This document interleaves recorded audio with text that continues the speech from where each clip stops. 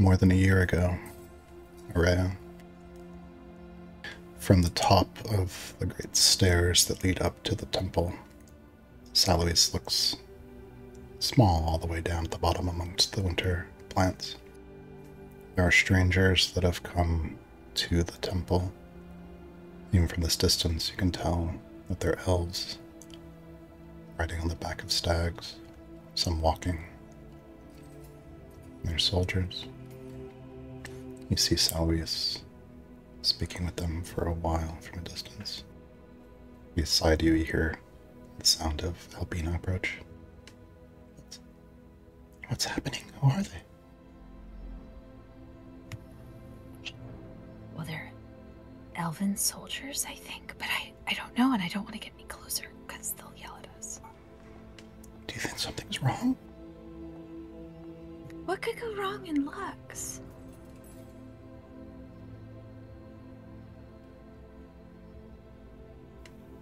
You see the conversation down below continue for a moment, and then Salois seems to nod her head, and she turns and starts heading back up the stairs.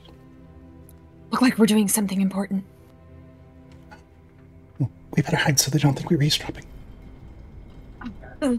Grabs a broom. Ducks inside. Back in the present, Ishtalan and Esmond, you are still... Did you guys want that scene you want to do to be a continuation of what you had done previously, or like a different time? That doesn't sound fine to me. Kevin?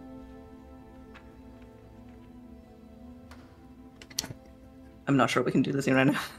Is Kevin back? Do we make sure Kevin's here? I didn't know he was AFK. Okay. He's back. Okay. Yeah. Asmund and Ishtalan,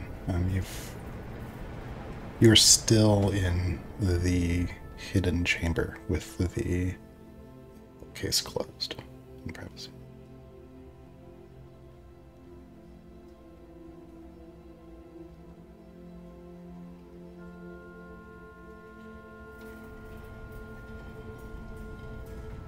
Well, I don't know how long it'll take you to write down all those notes or copy all those notes. If there's anything I can do to speed it along, let me know. But otherwise, I can just sit at your feet and absorb your great wisdom, teacher. Yeah, if you don't want anyone to know, we can't push it more than a day, so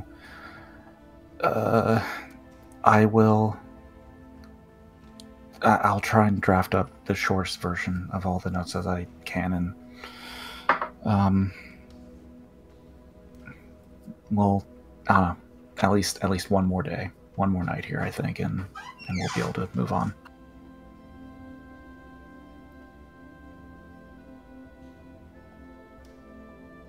He gives a sort of cocky half grin and then mousses up her hair a bit and then slams open the bookcase and strides out with a little smirk. Esmond cocks a very tired eyebrow, just looking at her as she walks on, and okay, I'll be in the other room with the table. Just come join me whenever you can. Okay, bye. Esmond goes on to go begin drafting a copy of his notes. Okay. Peach on the stairs, you pass Ishtalan with a bit of a smirk on her face. Ixalan, you're looking well. How you been? Never been better, I think. She grins and winks and then goes to find her stuff. She was going to grab that and go back to where Esmond is starting to pull together his nose. I'm sorry, I missed that a little bit. What is Shalon going to find? She's just getting her stuff, like gathering her pack and whatnot. Okay. That's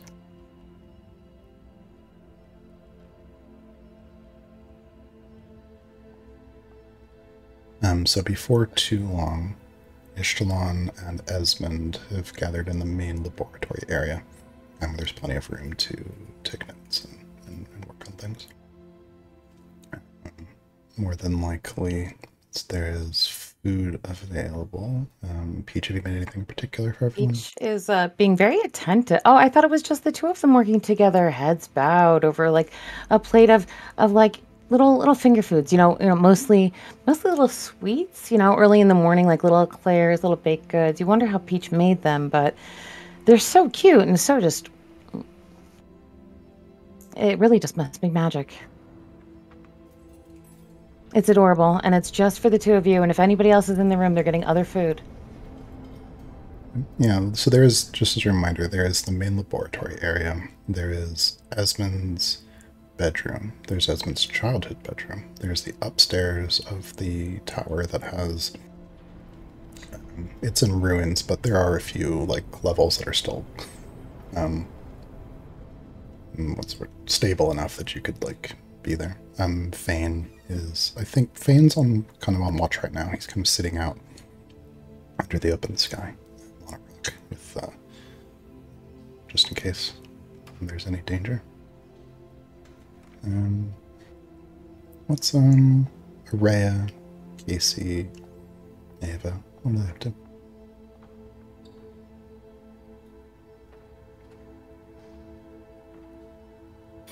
It's, if I remember right, it's towards what should be nighttime, although the sun still be up probably for a little while.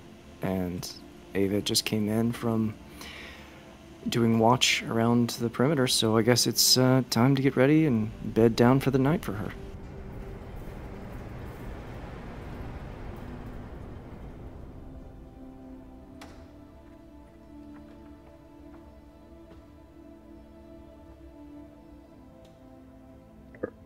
What's Araya up to? What's Casey up to? She'll have started to follow to find out maybe what transpired in the other... She knew that they had asked for privacy, but she goes to follow in, but then Peach is coming out again and shoos her away from the room. Yeah. Okay. Peach... Yeah, you know what? I'll give a holler if they need any particular help, but I think they're really doing real good together right now. And, when it comes to chemistry, sometimes you don't want too many variables in the equation. You know what I mean? And I know, because I know in the past, Ez has looked at you in a particular kind of way, but what is that? You can't blame him when you've never said anything to him back, and you're so devoted to the maiden. Can you really? I am. And Ixalan is so pretty. She really. Okay. No. I'm just gonna then. Read this book someplace else. Okay. And Araya makes her way to elsewhere. No, I love this so much. It is peak. Makes her way elsewhere, and but in the end of it, finds herself up onto the surface where there's the sun that skims the horizon line but does not set for a long time. And just centers herself with prayer.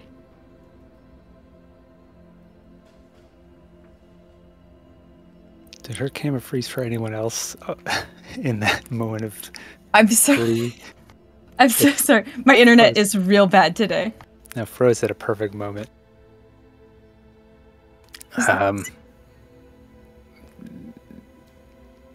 I think Casey comes bounding into the room. Doc, there you are. She is startled awake. So... Casey snaps his finger, and a ball of fire appears in his hand to kind of add some light to the room, and he starts pacing back and forth, his shadow is notably lagging behind as he moves back and forth in the room. Maybe your incredibly sensitive night vision is overwhelmed. Casey, what is it? I was going to talk to Esmond, but I can't get near Peach. But it's, I think Esmond's wrong.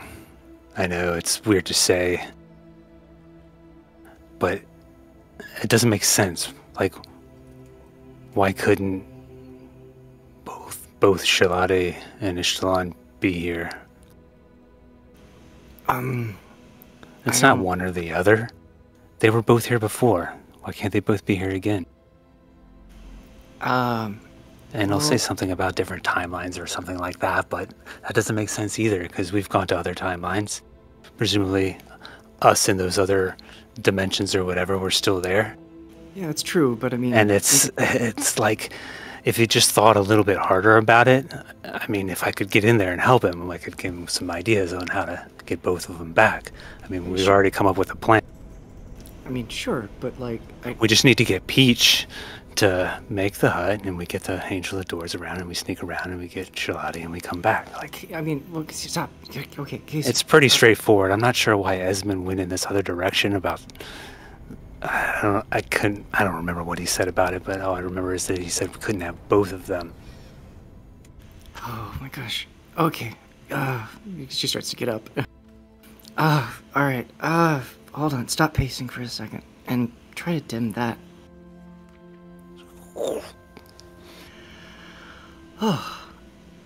Much better. Okay. So, you think Esmond's wrong because you think we can get both of them somehow? Well, yeah. I mean, think about it this way. If we get Shalade back, and Ishtalan's not here anymore, and she'd be pretty upset. Okay, no, I understand. No, like, we need both of them. I don't know enough about the sciencey stuff to tell you if Esmond is right or wrong. The only thing that I can think of for why they both can't be here is because of for the same reason we're not supposed to use necromancy and bring people back, because she died here, and if she comes back, it's like bringing someone back from the dead. And like, maybe bad stuff would happen if we tried to get both of them instead of just having one. That's the only thing I can think of. I'm not saying it's accurate, and I'm not saying we can't get both, because I know what you're saying. As soon as we bring back Shalade, if Ishtalan's gone, that'll be bad for everybody.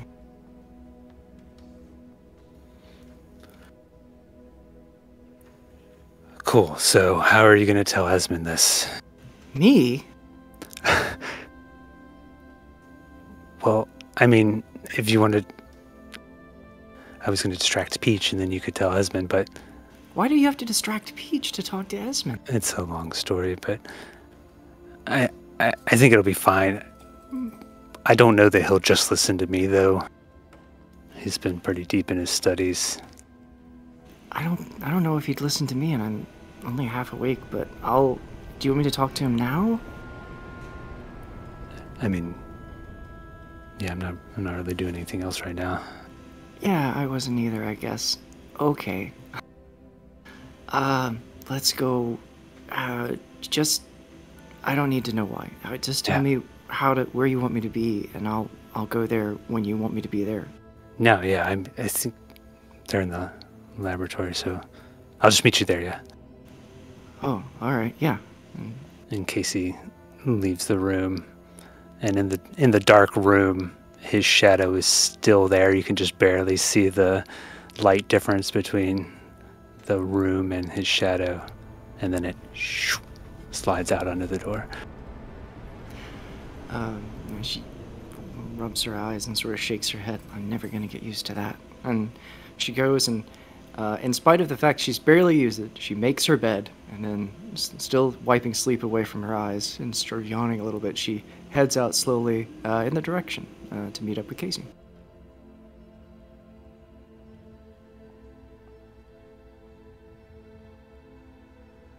Meanwhile, down in the laboratory, there's the sound of quills scratching paper and pages turning.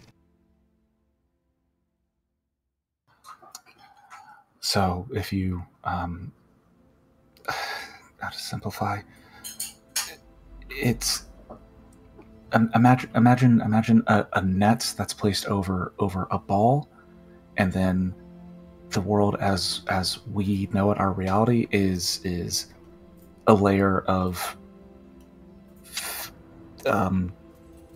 fat that keeps us separated from this mesh covered ball, right?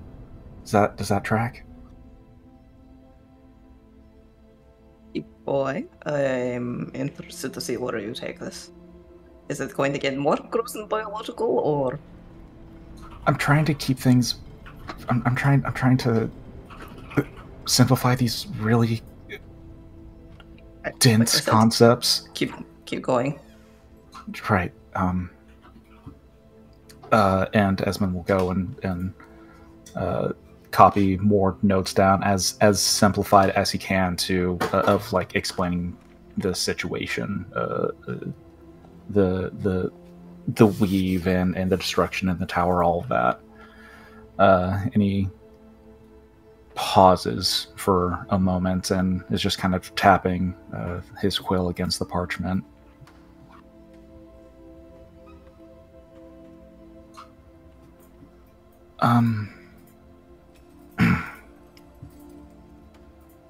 Can I ask you something about what you remember from your reality?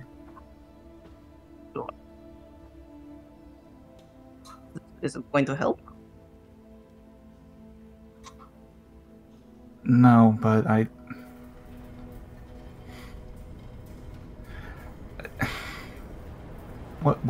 what's your Esmond like? Pratt. Very big ego. He's the smartest person in the room and he knows it and does not actually mind letting everyone else know it too. Oh.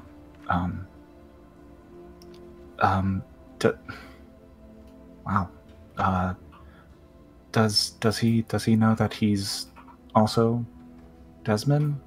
Do you think? Oh, I mean, we were not close to any degree, and he certainly did not. I mean, I doubt it.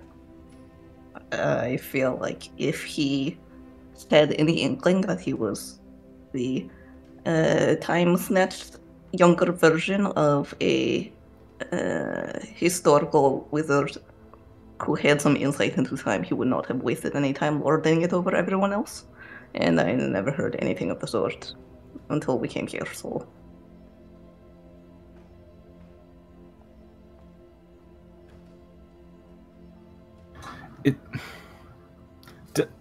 Does... What do you feel about yourself being here, about being in a realm that isn't your own?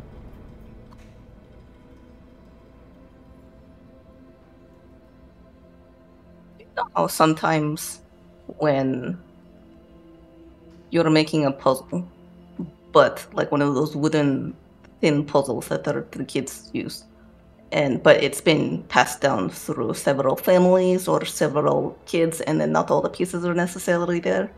And sometimes someone tried to make a new piece if they had some kind of handiness, or if they didn't, then you found a piece that was close enough, say it was all sky, and you found a blue piece that looked like it matched but didn't quite.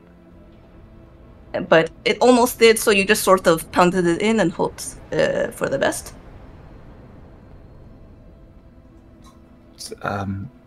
Yeah, there are puzzles like that at Array's temple. Actually, lots of many missing pieces. Actually, I sort of feel like one of those other alternate pieces. Close enough? Not really belong here as such. It's a little bit weird too because all of you look so much and often act close enough to the ones I know that sometimes it is hard to remember that you're not actually the people I grew up with. You don't have any memories of me as such. But it's close enough that if I don't think too hard about it.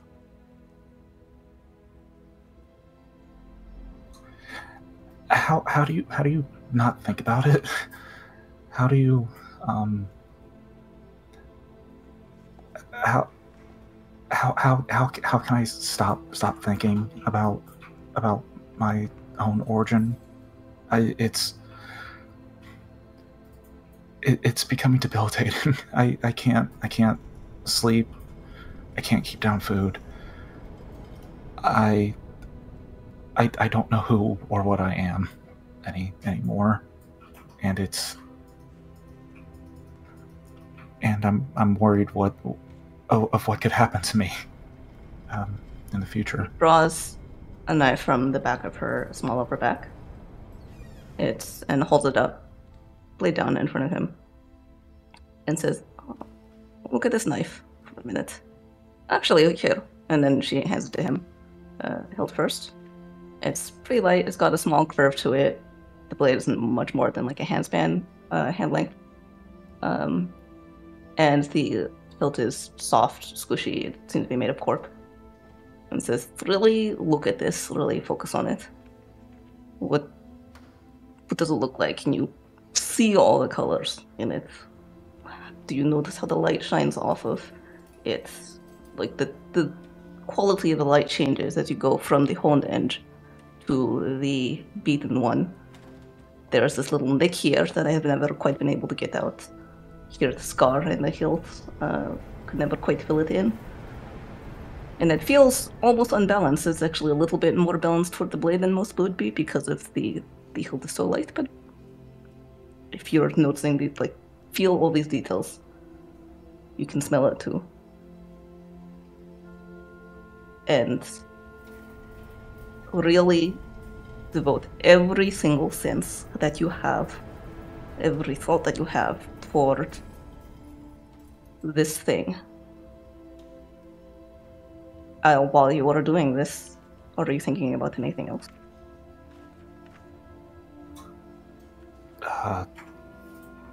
Esmond turns up. He was doing everything as you said it, following along as you spoke. No. I was focusing like you instructed me to. And what is the object that she handed to him? The dagger. The dagger, yeah. Esmond, so as you're looking at the dagger and following the steps that Ishtalan had given you to do, you can feel as you follow the tone of her voice, you stare at the blade, and you can feel the edges of distractions just drifting away.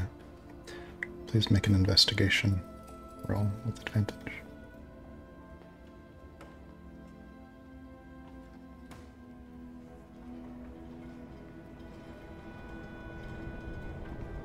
"24. As you sink closer toward a calm, guided by Shlan's voice, you make a realization as you look at your reflection in the dagger. You realize why Desmond couldn't decode the pattern inside the crystal matrix, the temporal event that was captured those centuries ago.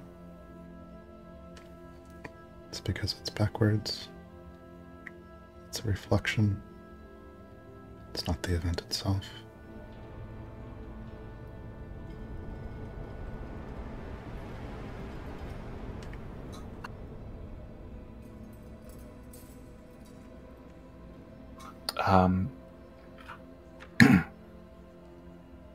Esmond looks back up to you, tired and bags under his eyes still, but there's you see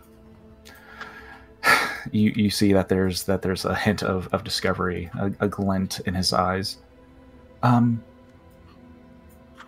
Hold that thought for just a second, and he slides the dagger onto the table, turns to a different sheet of parchment, opens up the crystal matrix, and copies that that temporal event onto the paper, and then begins retracing it backwards, essentially flipping it onto itself.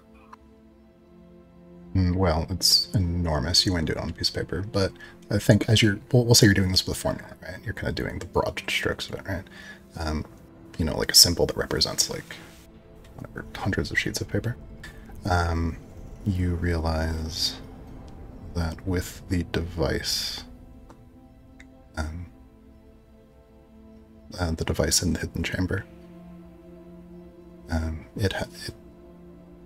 you could use it to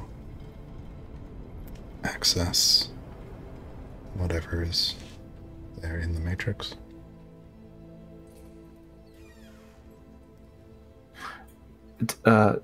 Sorry, to clarify, the hidden chamber I can use the device in the hidden chamber to access whatever this temporal event is that's in the crystal matrix. Mm-hmm. Is there any hint in the matrix that describes what the actual event is, or what it's meant to represent? Roll investigation.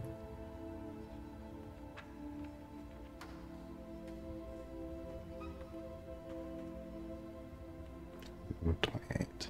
I'm going to use a spark. Okay.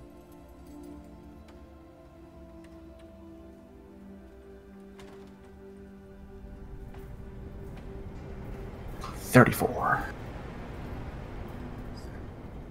You only know from studying your own temple aura that Vishtalan, it's almost certainly a person.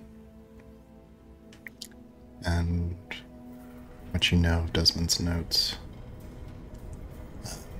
was around the 1200 cycle of Desmond's life that this was captured. And if you had quickly doing the math in your head, centuries ago.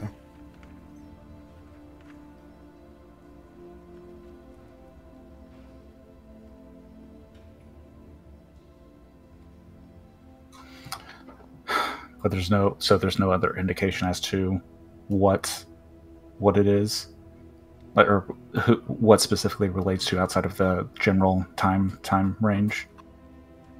No, Desmond had been scanning, say, temporal frequencies for any other people of chronomantic origin or knowledge. He was only ever able to find his own temporal aura. And that's the reason that every time he pulled someone through with the device, it was himself. How do you describe it? The 1200th age? What was it?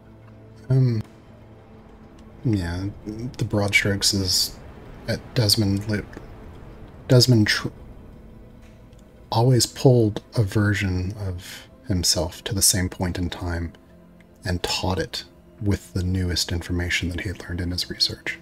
So each iteration of a child was raised with the most advanced discovery and research he had done, but it always took place over the same period of time. It didn't move forward in time. It always happens within your lifetime. The device in which he uses to do the recordings can be recorded in the past or future. Desmond himself lived centuries and centuries, but the iterations of an Esmond have always been in the same period of time. So this was an event that occurred within Desmond's original initiation into his research into chronomancy, or was this something that he discovered? It's like in the middle. He just was never able to solve it. Chris, sounds like Yeah, so my understanding of what Desmond had been doing so far was that Desmond Prime lived like 1,000 or 2,000 years ago, however long the first one was, and then discovered inky things, figured out how to pull versions of him, realized he would probably die of old age, and so pulled younger versions of himself to impart everything he knew to that younger version of himself, and basically kind of created a single Sith Lord Master and Apprentice thing over the years with himself and new versions of him getting older, summoning a new one, teaching a new one, and then so there were like however many Desmonds, but they all lived sort of forward in one timeline, in this timeline. That's all true except for just the very end of that. So the original Desmond lived for centuries and centuries, right? The looping iterations of Esmond happened the very first time he ever did it. He was quite old and near the end of his life, even with the help of chronomancy. Even his chronomantic magic couldn't preserve him longer. The very first time he did this, he was quite old, and it happened basically early in, well, I don't know how to do it in time. It happens in times of true timeline around the time that you would expect Esmond to be born, right? Like around 4 or 5 years old-ish. He pulls him from a different time to then. Because Desmond couldn't travel in time. He was able to pull someone to him. So he pulls it to what was his present. So presumably Esmond is being pulled from his childhood in the distant past. And how have there been multiple Desmonds? Because each time that he, like, the messages, the recordings, those are not like bound by chronology. He can record them in the past or the future, and you can access them from the past or the future. It doesn't matter. You can listen to a message that you recorded in the future. Like, that's kind of what that device does. So each time, like when he always pulls an Esmond to the same point in time, he can teach him the newest information. Like the way Esmond would experience this as a series of people, but that's probably the best way to describe it. I'm so confused. Sorry. I think the easiest way to think about it is that he can teach child Esmond the most updated information about chronomancy that he will discover in the future. Right. But so has there only ever... How many Desmonds have existed in this timeline? According to the recordings, it would be thousands. But from your perspective, it's just one. Like your actual life perspective, like living alongside it, it would just be one. So it's more like he formed a loop in that he taught an Esmond he pulled an Esmond from childhood forward and then sent that Esmond back to their original timeline, and then that kind of ended up forming. They ended up doing more research over the course of their lifespan and put that into the crystal matrix. Maybe from a single person's perspective, it all happens at one time, but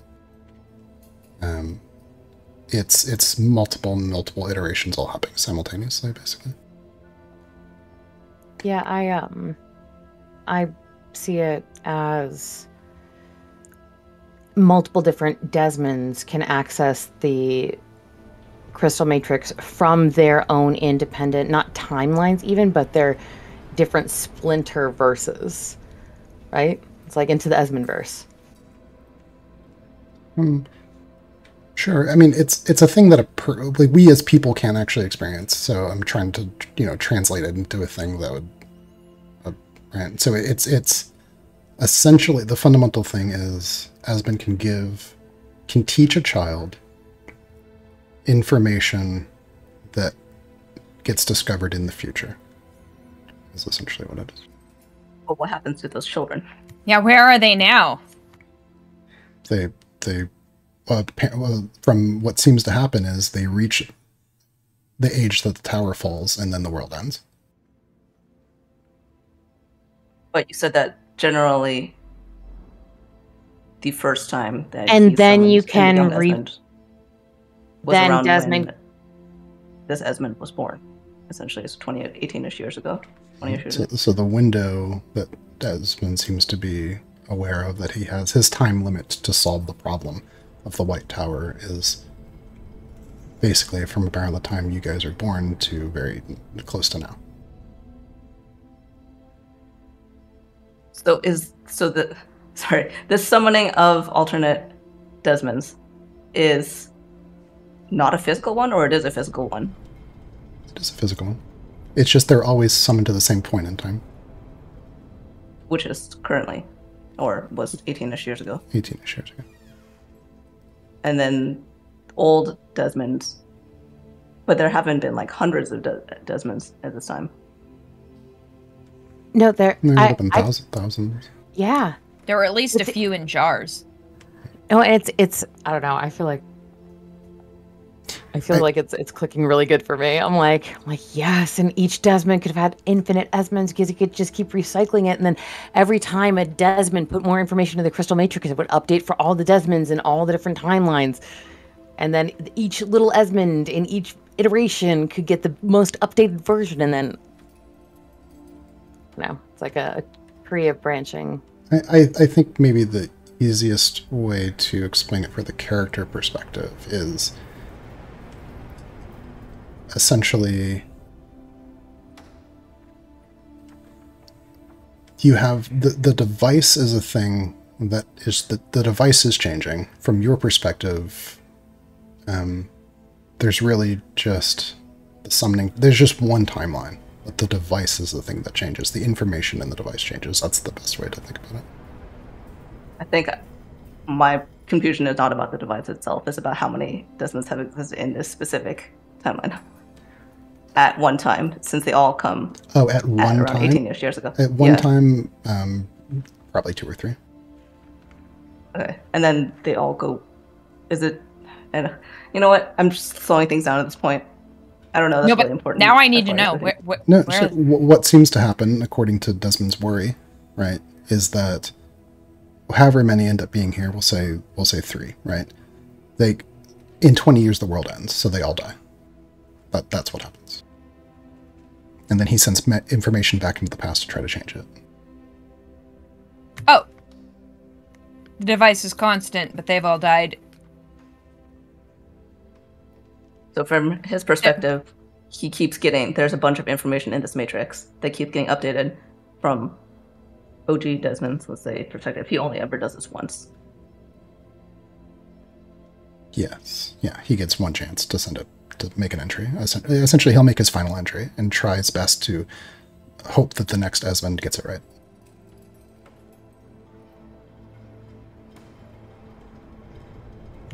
Oh, man. Oh, man. I think I'm just going like prestige, like, but where do the bodies go? Well, the world ends. But that's all alternate dimensions of like, what Salinger lived with to the end with the bad ending that he saved us, and now we're on a different timeline. The timeline has played out multiple times with information being set out, creating branching parallel universes that then, right? Branching parallel universes. We're in the final branch. Technically, it's not the one of many branches. It's more the idea that the statement that there have been thousands of Desmonds, that implies to me that there's been thousands in this one specific branch of reality, as opposed to across all of the multiverse. There are thousands of entries in the crystal matrix. You would only find You found 7 failed attempts to pull Esmond in the jars, and then in the sort of the time echo thing, you saw definitely 2 childish Esmonds existing at once. So, like a good estimate would be like there's 2 or 3, almost always 2. There might be 3 sometimes. It's a very small number, but there are thousands of entries in the crystal matrix. So this loop has gone on many times. Okay, I think that helps a bit. Thank you. Yeah. Sorry about that. That's okay. I think I understand. I'll try to repeat it to you on a break or something to make sure I've got it, because I think I'm also like... Sure. I think I've got it. I mean, it's kind of... Because I'm trying to describe a thing that can actually happen, right? So. As long as you've got it. That's the most important thing. I've got it. All that to say, to clarify, the newly discovered temporal event in the crystal matrix, the one that is in reverse or copied backwards, is not an event that is tied to either Esmond's temporal energy or Ishtalan/Shalati's energy, correct? You know your temporal aura and Ishtalan, so those are the only 2 you know. So it's neither of those. Immediately putting that together, Esmond can only think of one other. There are no notes that indicate what this event could be, and so Esmond is like putting pieces together, trying to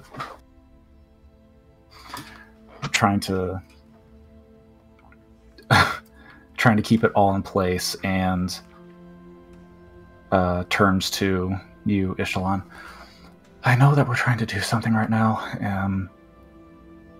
and we'll continue. But do you want to do something potentially really stupid and dangerous quickly? Sounds right up my alley. Although, when I told you to focus on this one thing, it was the goal of not having any thoughts, instead of having more thoughts. Well, so I don't think you quite got the point of it. I was focusing on the one thing, and then it led to it. Sure. It's. You're a terrible student. Let's go. Esmond will lead the way to the hidden chamber, and not even announcing anything to anyone. We'll just start fiddling with switches, turning knobs, preparing the device, and once it's ready to go, instruct Ishtalan to kind of stand at the ready. She, not sure what's happening. She is definitely drawing her bow and knocking it out just in case. Yeah, I'm not really sure what is going to happen here, so yeah. Do you want to warn anyone else? Just clicking around. Esmond will just yell out through the hidden chamber. Hey, Peach, just give a heads up to everyone. I don't know what I'm about to do. Muffled through Something's happening through the doorways. You hear, what are you talking about? What do you mean you don't know? Esmond activates the device. The clasp is in the back. That's exactly what I was thinking. You activate the device. Okay.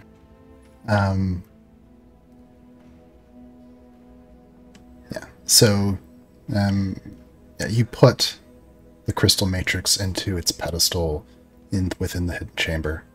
There are a variety of levers and cranks. You're turning a brass wheel, pulling down a lever that clicks into place. There's an arc of electricity that goes between 2 metal coils. There's an energy that begins to build, and there is a light that begins to form between the concentric circles at the center of the platform. You realize very quickly the indicators, they're moving towards the red line. You have to make adjustments. Please quickly roll an investigation ability check as you try to compensate for the vast amount of temporal energy that's flowing through the machine. 24. 24. Yeah. You turn a dial, pull a crank, you can see the dials all at the red line. You can feel an energy building. The hair, your hair begins to slowly, you can feel the static in the air building. Ishtalan, are you there as well? Yep. You can feel it as well. There's a pull of gravity you begin to feel at the center of your gut. People upstairs, Peach, Peach will say you were You've got a bowl of stew there in front of you, and you see bits of liquid begin to float upward, a carrot lifting upward out of the soup. Thane comes into the room, his eyes wide. Something is going on. What's going on? Esmond said he was doing something. Stay back, but be ready. The energy begins to build and build. There's a pulse of electricity that goes out through the room, coursing over both of you. There's sparks that burst between the coils. Smoke begins to rise up out of the machine. Shuts down, all goes dark in the room for a moment. And when the lights begin to come back on, there's a figure crouched on the platform. That was literally my theory.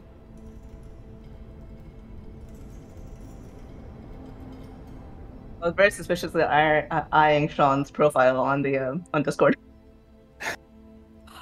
I wasn't even being clever enough. I can't hear you, Sean, though. If you talked, I can't hear you.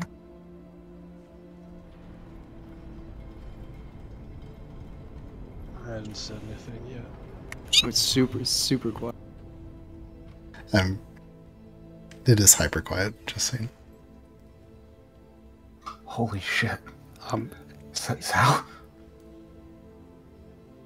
Solana has her arrow trained on whoever it is. Important question, are they naked? They are naked. Yes, Terminator!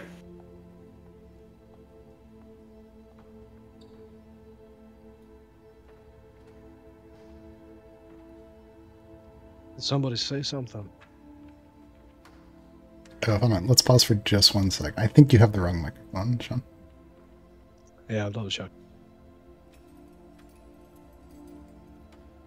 Meanwhile, my theory was exactly this, actually. It's why I did it without letting anyone know. I was too excited. Yeah, I put in chat. I was like, temporal. The dramatic irony of Salinger? the dramatic irony of Peach being behind the door, like literally just a shut doorway, just trying to give her friend some privacy while they make out. Is that what we're doing with gravity going all wonky? I don't know, you all are magic. Peach, you actively have magic too. Yeah, and I can make things float up in the air. It ain't that hard. Did I fix it? Yay! Yes. Alright. Yeah. Salinger, you find yourself once again somewhere. Before you, you see a wide-eyed Esmond. Ishtalan. There's sparks of electricity flashing between coils of some machine.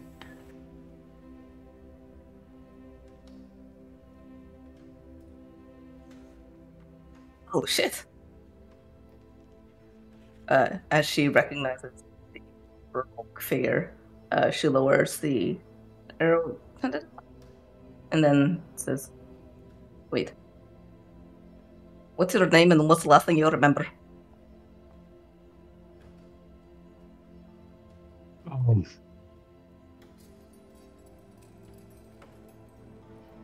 My name is I have hands, he says, staring down at his hands, and starts kind of rubbing them on the floor.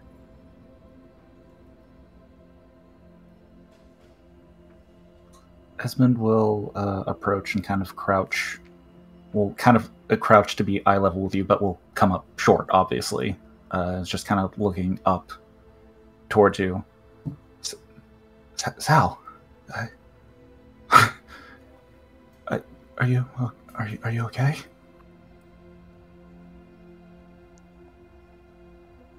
Puts his hand on Esmond's head, kind of tussles his hair real quick.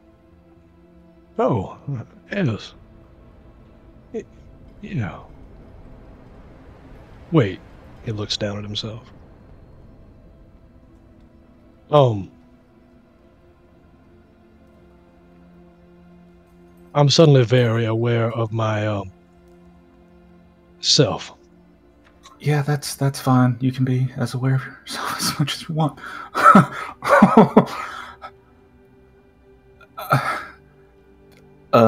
Esmond just kind of like takes his full hand and just claps your shoulder a couple times, and tears beginning to well.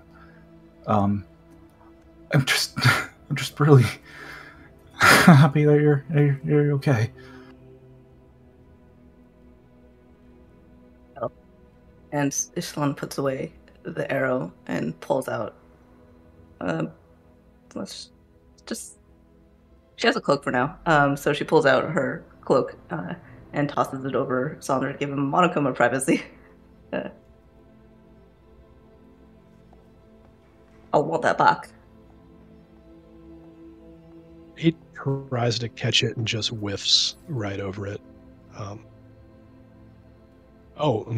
And then leans down and tries to pick it up. Looks a little wobbly, like a baby horse trying to walk. Hey there, big guy.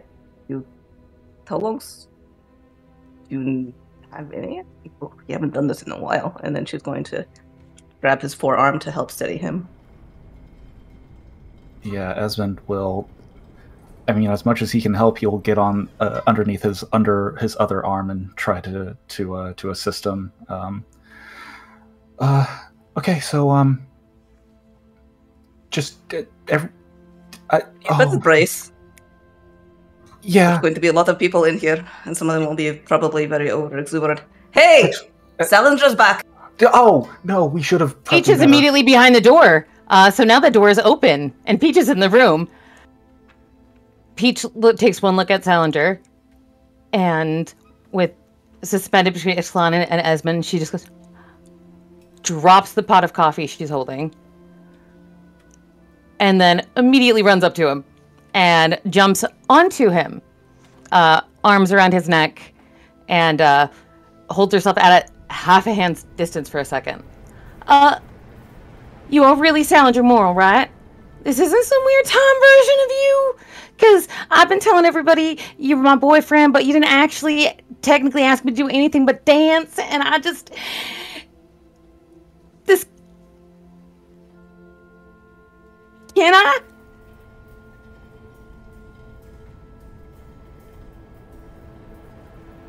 What? Peach will kiss him.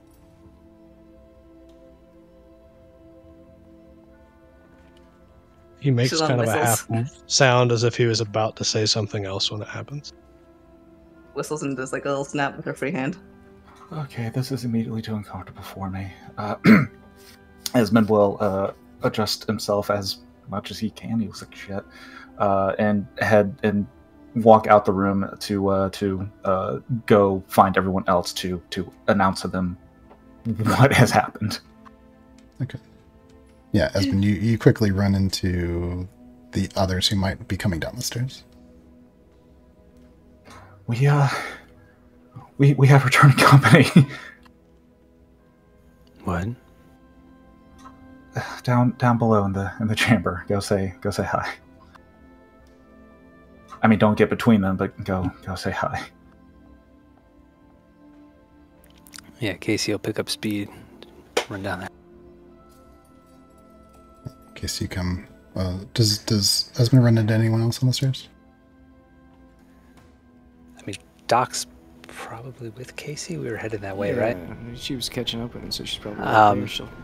Yeah, no, as Casey runs forward, he turns back to Doc and mouths, "Told you he was wrong." Casey, you come sliding around the corner, heels scraping on the ground in front of the chamber. It's not her, though. A grin appears on Casey's face, and his magma lines brighten up a bit. He's like, "You're back. You've been telling a hell of a tale."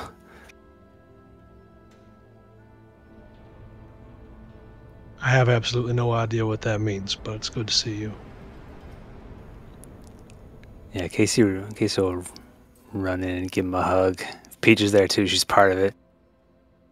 Hugging both of them. Peach will not be clinging to Sal. She'll... New threads, I see.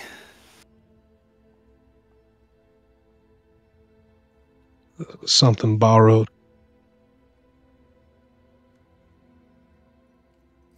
Oh, Sal, we have your things. Like, we've got... Do we still have his things? Ava, you and Araya, you as well. You guys come around the corner. So everyone's present. Noting Ez's disheveled hair, kissy lips on his cheek. What's going on? Araya, you see Salinger.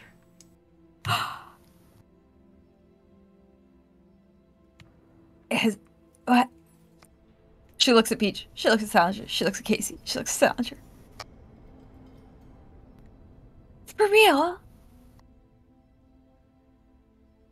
Seems to be, yeah. Is this what you were working on the whole time? No, this is a surprise discovery, actually. You're brilliant. And she runs up and tackles Sal around the waist in a hug. Oh, gross. And then realizes you are only wearing a jacket and backs off real fast. I think Ixalan has, during this entire time, has either been discreetly keep holding an elbow or has like a hand standing behind him with a hand between his shoulder blades, because she anticipated a bunch of people running and jumping and hugging a wobbly dude, so she's just like being invisible support. I don't remember any of you being this strong. That's a funny joke. Yeah, he was right behind and super excited to see Sal, and sort of runs up, trying to find a place to hug, but seeing that it's pretty full at the moment, she's just sort of giddy with excitement. It's like, Sal, when did you come from?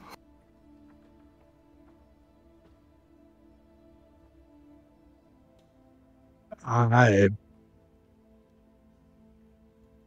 can't answer that. What's the last thing you remember? Do you remember all of us, presumably? But when was the last time you saw us? What was all happening? Salinger, one of your knees gives out. Whoa! Hey, let's let him sit down. Here, get him some. Trying to find a chair or something to get him to sit in. Ixalan will sort of gently start pushing him and the associated cluster of people out the door of the little fetal closet and into the main investigation chamber, or up the stairs if possible, but it kind of looks like Salinger isn't actually in a shape to do that, so at least out to the left. Yeah, after a moment, you're all out in the main laboratory area where there are plenty of seats and tables and much more space. Ava is trying to grab some water and maybe a sheet from somewhere to sort of help wrap Sal around it, or offer Sal to wrap himself. Esmond would have helped you find and gather those things. There's a large blanket in adult Esmond's bedroom. She hands him the musty-smelling blanket.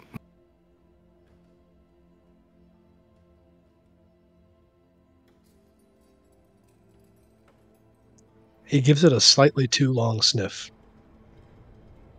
Sorry, we'll find real clothes. Peach, make that not smell so bad. Uh-huh.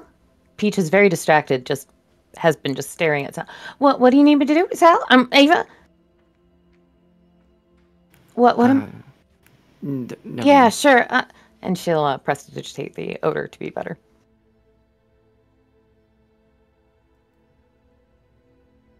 It smells now like caramel popcorn.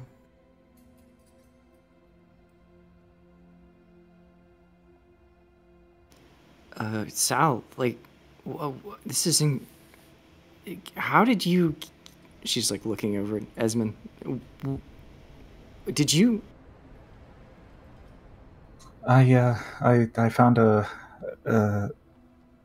unmarked event noted by Desmond in the Crystal Matrix. Reverse the formula and kind of just took a educated shot in the dark as to what it would lead to. Ava has this incredibly joyous expression in her face, and then it kind of falters a little bit, and she seems really concerned for a second. And then she looks up, trying to hope that no one noticed, and just goes back to a really big smile. That was... As you figured this out, that's brilliant. You and... Oh, and excellent. You are so brilliant. Both of you. No bullshit.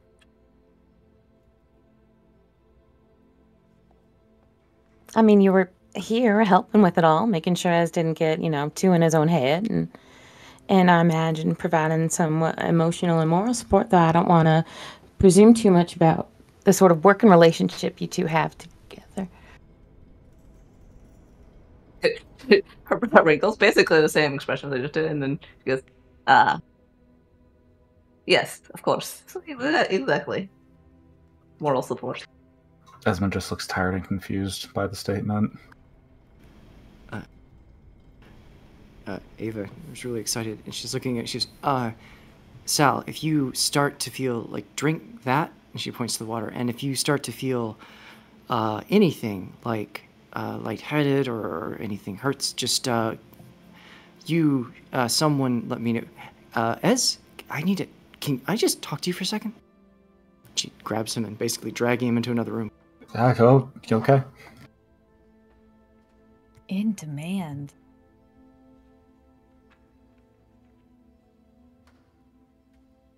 Do you want me to do that now, or you want to stay with us? No, I think I do that right now. Yeah, she pulls him inside, and she's, Esmond, did you do this? I mean, yes, technically, I reversed the formula. How? No, not the technical stuff. No, not that. That's not what I mean. Okay. I mean, is that our Sal? I believe so. Yeah, I'm pretty sure that's our Salinger. Yeah. Can we have him here? He did things that made legends of all of us. And so, if he's not there to do that...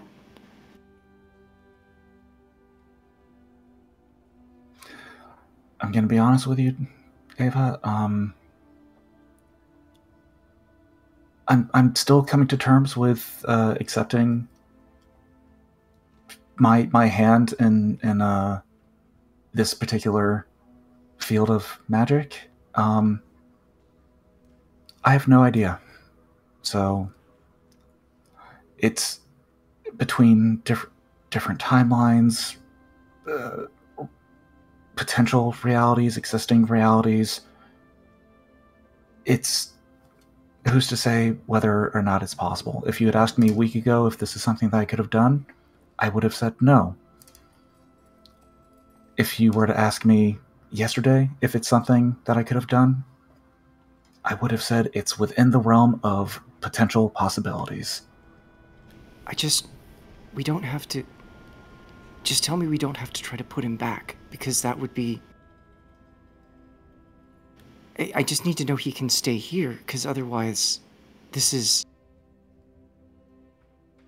To my knowledge, from my understanding of all the research that's been done, from what I've been able to glean, yes, it's our Salinger returned to his original plane of existence and timeline. I don't see a reason why he would vanish from it again, but I can only give you a certainty of 99.99% currently I can never be 100% certain about things like this. No, that's okay. She looks relieved. That's okay. I just didn't want, because if he can't be here, it would kill Pete. And I can be happy about it. And you can be happy. Let's go back and we can be happy about this. Hey, if he can't be here, we'll figure out a way for him to be here. I will figure out a way for him to be here. Okay. That's a very good attitude. And there's something else I'm supposed to talk to you about. Remember that attitude when I talk to you later, but let's go celebrate for now. And she goes back into the other room with sort of... Yeah, I'll say real fast. As Esmond said that to you before you went returning back to the group,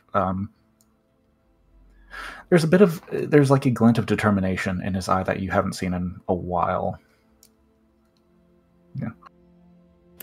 She sort of notes that somewhere buried beneath the lipstick and the baggy eyes and the scruffed up hair and the sleep-deprived pale skin, there's a glint of that determination that she sort of, I don't know, is almost, there shouldn't be compared to it, but compared to Sal's return, but is happy to see that somewhere in Esmond, to see that being brought forward. And now she's going to go back out and celebrate with everyone else. Wait, you said lipstick. Where'd that come from? Who put lipstick on Esmond? Legitimately, Kevin does not know. Echelon kissed you She's real big. In fact, you know The what? stealthiest kid. That'll be perfect. That'll be the She last doesn't thing she even says. wear. Oh my god, though. But the fact that Ez wouldn't notice that he has a smear of lipstick on his face for 100%. like several hours. That's her last comment to him, like, you should make out with Shalon more if this is the results. And then she's going to go back out. Yes! She also only kisses his forehead or the top of his head. But Yeah, but it's still kissy lips are on him. She It doesn't matter. It There was makes some sense. magical chemistry between the two of you that made Salinger Moral come back from the dead. So you all can smooch as much as you need to, as far as I'm concerned. Meanwhile, more sound. Exactly the science, but okay. back Am I dead? in the painter. We're in that room. So where did you come up with the idea for the statues? I mean, maybe not necessary, but a really nice touch. Statues. Oh, So was the last rhyme meant to be for me or for Salati? Because I've been looking at it pretty much every day since then. I still cannot figure it out. no, it's... Statues of all of you. It was a little short on the short side. It could have just been the stone they used, but yeah. I don't think... So does any of this all sound familiar?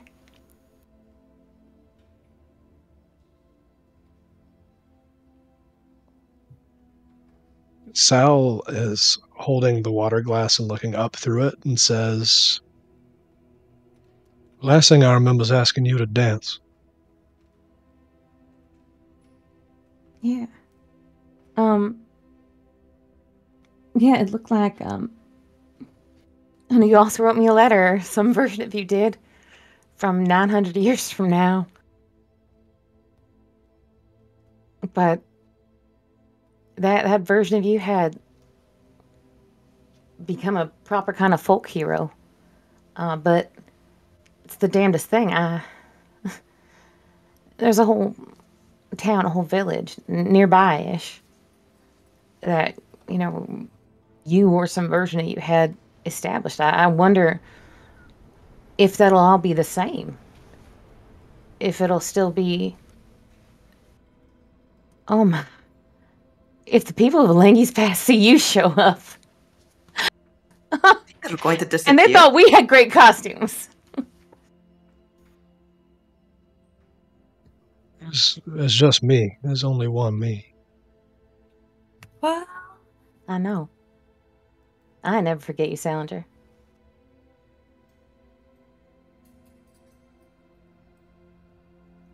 How long was I gone? He says, still kind of looking around, squinting a little, like he's not seeing as clear as he'd expect to.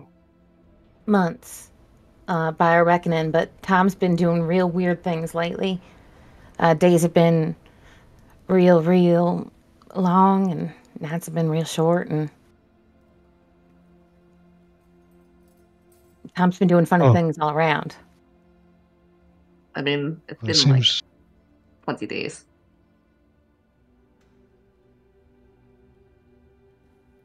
$20. Felt a lot longer. It did.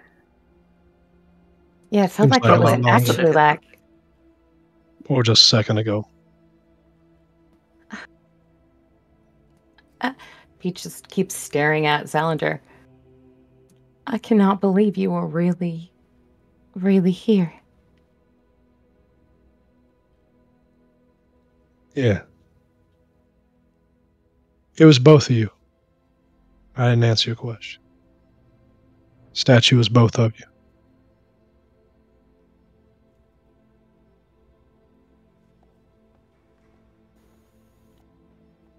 I think Ishtalon and Casey make the same face at that statement.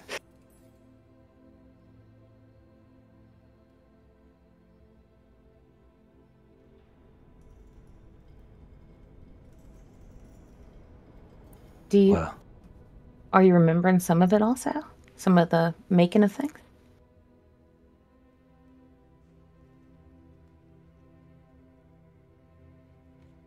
No, it's just jumbles of stuff. I'm discombobulated as the only word I think that would describe it. No, it's all right. You take your time, Salinger. Anything you need for us to do to combobulate you as best we need to.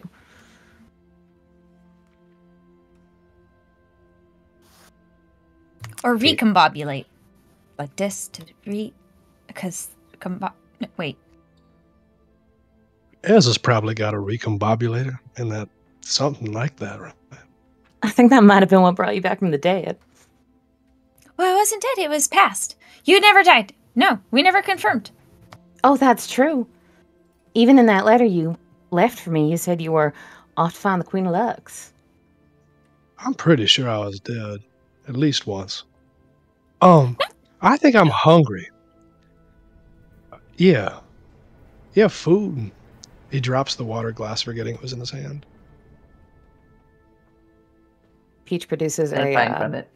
like a hand pie from her snack pouch. Here. It's not exactly Wanderlust recipe, but I did the same sort of spells. Don't even on it, finish so the sentence, and he takes it in one bite. Yeah, hungry. The tin water cup hits the ground and water spills out across the tile floor.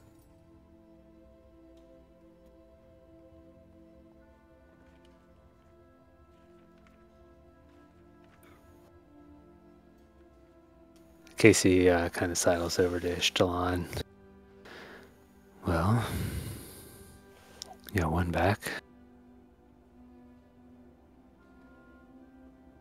Yep. Soon it'll be two.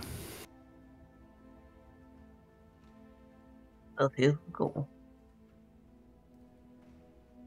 Touch to look around. Turn her neck around for her husband. I'm probably done talking and coming back into the room, I imagine, by now. Yeah, I think they're coming back in. I think at Kevin's okay. Ishtalon is withdrawing a little. Well, before she steps away, she pulls a spear that was attached to her pack, and then does a quick leans the spear up against on the floor near where Salandra's sitting. Takes her cloak back. So, You see Esmond come into the room. I can help you style that into a much better robe to the sheet that you're wearing, because I can toga you so fast. You are an expert in robes and wraps. I defer to your judgment. She sort of like wrangles it around your back, ties it, so you can like wander around.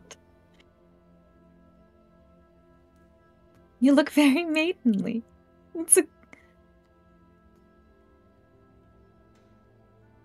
proud of herself, styling him this time. Toga, Toga.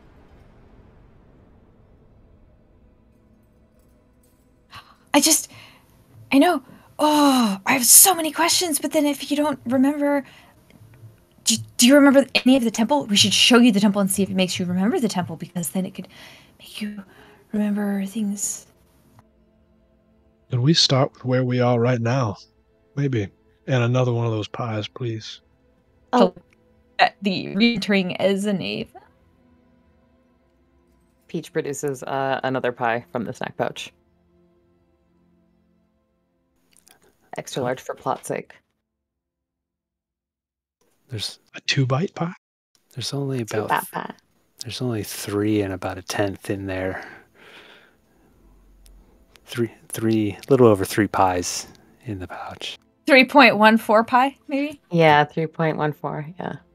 But it's an irrational number. You can never really know what's in the infinite snack pouch. It does That's true. continue on forever. There will always be more pie. Just tiny amounts of it, though. Increasingly small bits. Yeah.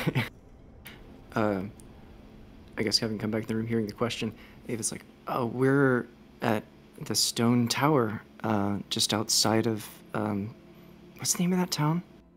Alangi's Pass. They named it Yeah. after Salinger. Right. Your town. We're outside of your town. And we're in Desmond's tower.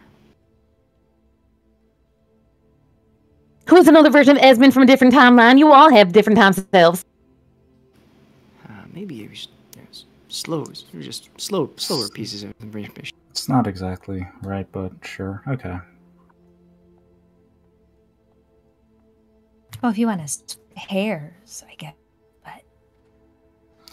But Esmond will move closer to Sal and kind of crouch in front of him where he's sitting. So how are you feeling right now? Discombobulated, sick, tired? What's the immediate thing with you right now? Solid. Feeling very solid. Kind of pokes at his arm. wait, there was Almost an like he option to expected not. it to go through or something, but it didn't. There is another option. Do you think... You mean spiritual? Sal, have you... Wait. Even the weirdest thing, tell me what you saw. Weirdest thing I saw. Yeah. Oh.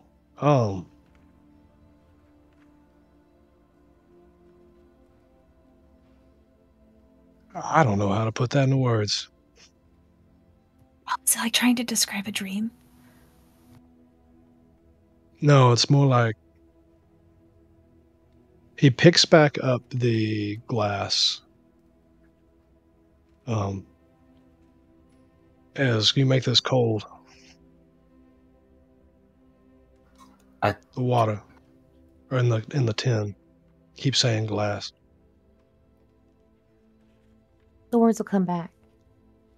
One of you, just cold spell. Dylan makes a gesture and freezes a tiny, like a cube or two inside of it.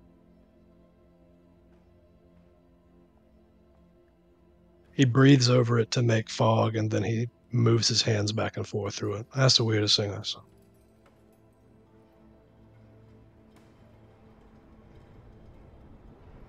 She stares at the cup and the frozen water and the fog. I told you it's hard to describe words. I will meditate on this later. Just try. Just take some time, eat, rest. Try and get your thoughts together. We're bedding down soon. Maybe you can give us a better idea tomorrow. I'm gonna just pretend Maybe. that I repeat everything you just said, Esmond, but I'm gonna say it to you. Rhea just gives like a look.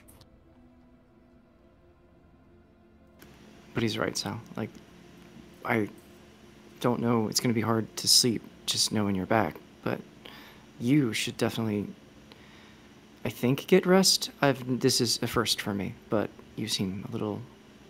Rest is usually a good thing. I'm going to err on that.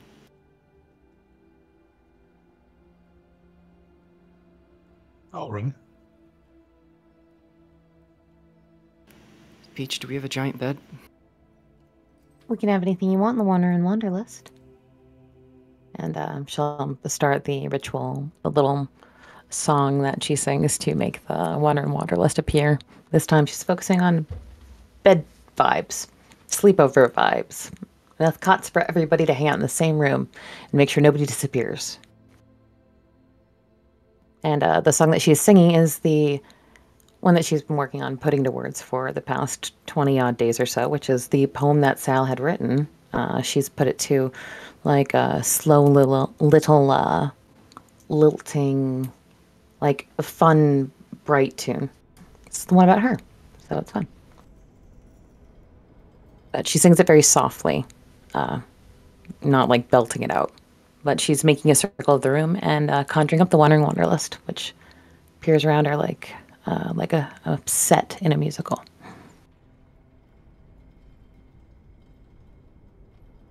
Too long, their beds haphazardly arranged with lots of comfy-looking pillows and one large space.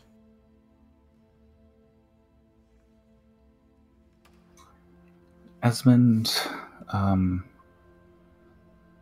will say goodnight to Sal. Just a relieved grin on his face. But he's going to stay up for a little bit longer to continue copying his notes. And go over those notes with Ishalon if she is also up before attempting to go to sleep himself. And do a scene somewhere in there? What was that? Sorry? So I'm going to do a scene somewhere in there with Esmond while he's awake.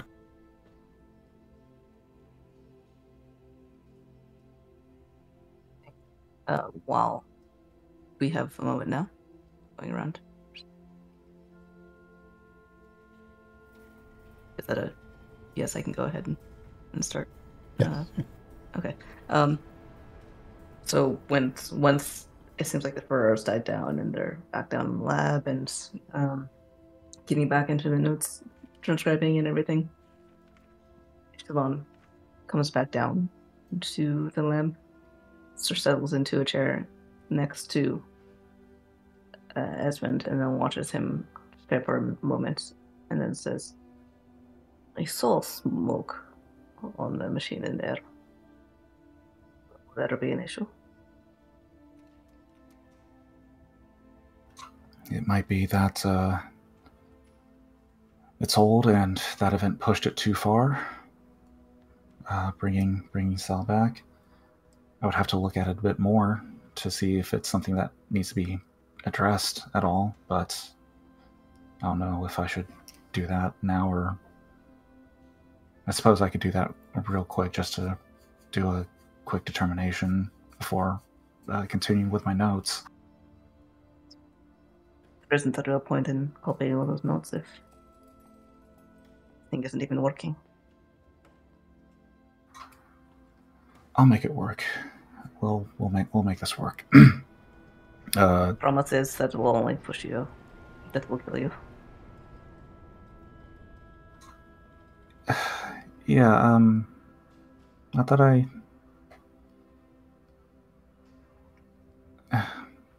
don't know. I feel strange at the moment. Good, I think. It's been a minute since. You feeling good? Well, Salinger certainly did have a number.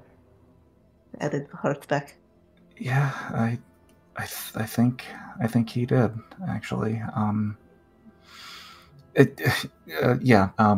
I could use a second set of eyes. Anyways, let's go check out the device quickly. Good job on that, by the way. And she's gonna get up and follow into the chamber. It's those two are moving to work on the device. Presumably all the rest of you are getting ready to turn in for the evening. Give me some quick scenes of your characters' preparations for going to sleep.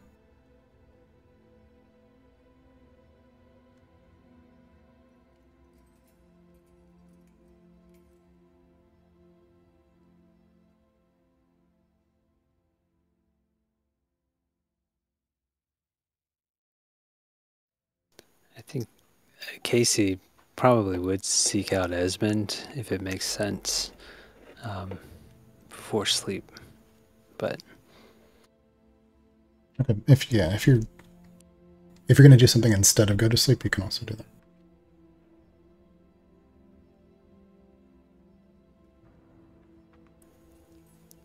yeah, no, Casey would find Esmond and Echelon. It seems in the laboratory. Yeah. Yes. Hey. Oh, what's what's up? Well, I mean, so now we just have to do a Shalati, right? It's not the exact same. It's the math is different. What do you need to know? Echelon behind Kate. She takes a step back to be behind Casey and just go like, I don't know yet. I need more time. I like I said before, I'm not ruling it out entirely as an option given all the discoveries we've made in just the past handful of months and the current state of reality. But it's just not currently something that is feasible to accomplish at this time.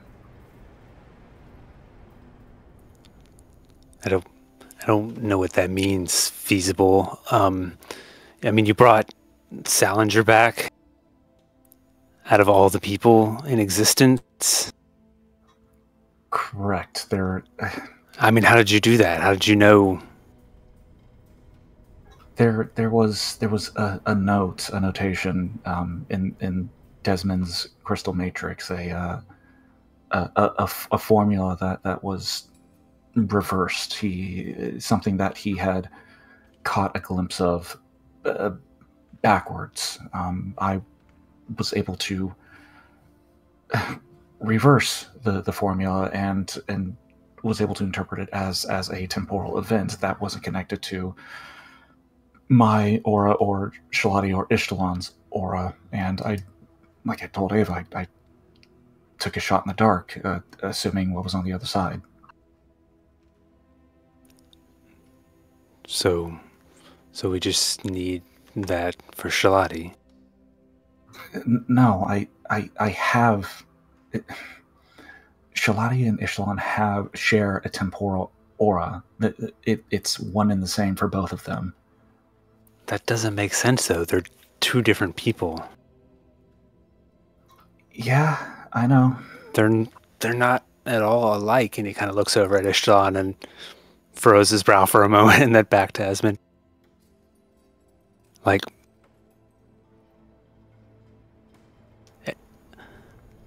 all I'm saying is it doesn't make sense that Shalati and Ishtalan can't both be here.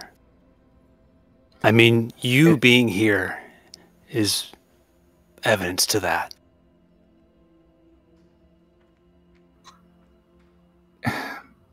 I don't know what to tell you. It's the math that I currently have. The math is wrong. We can have both of them. If you need to know a different formula, like, I can help you figure it out.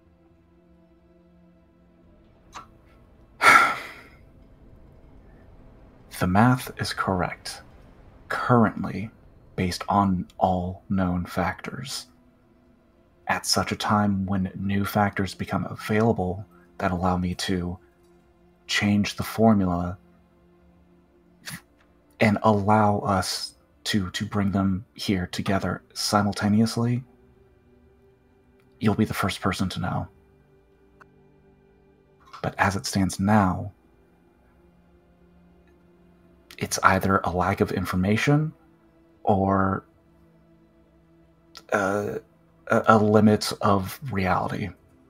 And I don't know which specifically it could be.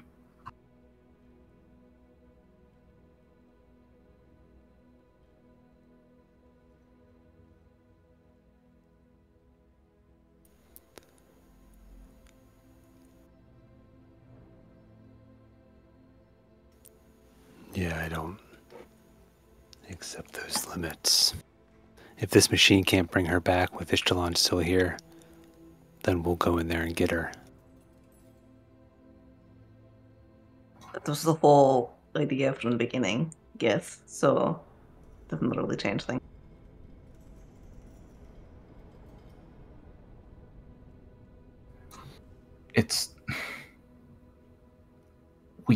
I will figure it out. But you just have to accept the current state of reality and knowledge that we have on hand, in that it limits what we are currently capable of doing. You're just talking nonsense. Reality limits? What are you even talking about? As Casey is saying that to you, Esmond, his voice starts to sound farther away. You realize that there's a sense of nausea that's building in the pit of your stomach. You're getting a little bit lightheaded. You realize you're going to throw up. Hey, let's continue this conversation. But hurry up. The math is wrong. Yep, no, I'll be back. Wrong. It's so wrong. Esmond's already running off to find more snow to vomit in. And you make it out into the hallway before you can't hold it in. And you hear the sound of Esmond vomiting. Oh my god, Esmond! My shoes! Casey, what did you do to him?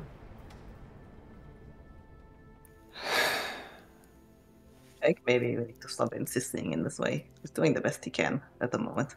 No, All you are doing is adding more stress into the situation. I know. I said the math was wrong. I shouldn't have done that.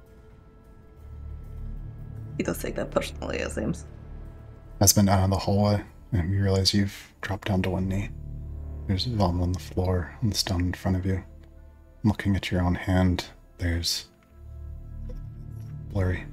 There's a red outline, like an after image to everything around you. You felt this before. This is so much more intense than you felt it the first time. The first time was back at the Temple of Brunhilde, when you realized something impossible had occurred. You feel it now, stronger. Do I get a sense of what direction it's coming from? It's just all around you, like an echo, blowing out in the world. Paradox. I think it's coming after to check on him, but she's hitting. Esmond moves to try calling out to everyone before he stumbles onto the staircase, not able to move, trying to prevent himself from vomiting further, just grasping at his temples.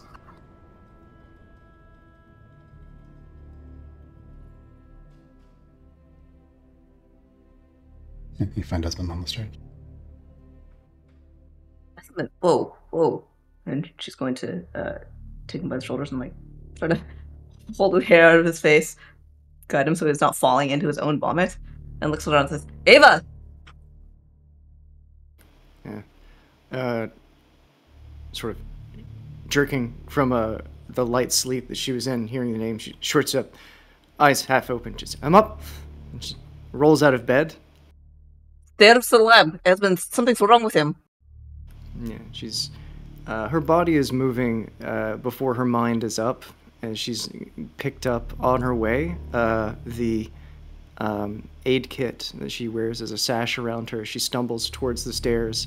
She's about 15 steps into it before she realizes her eyes are up and her brain starts to function, moving towards the sounds of Ishalon calling towards her.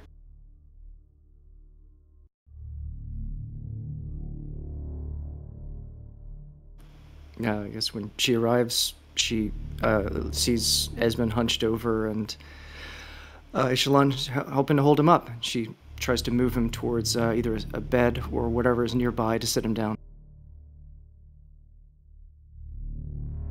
Esmond, you're still conscious, but you can feel your heart pounding. Visions coming in and out of being blurry. The overwhelming sort of red after image to everything is beginning to fade. You're feeling less nauseated, but still unsettled. So, it's paradox. Something's wrong. What do you take a seat? What do you mean here? Like what? Hurts. Something's changed. Something paradoxical to reality. Something has been altered. Oh, you did just bring Sal back from the past.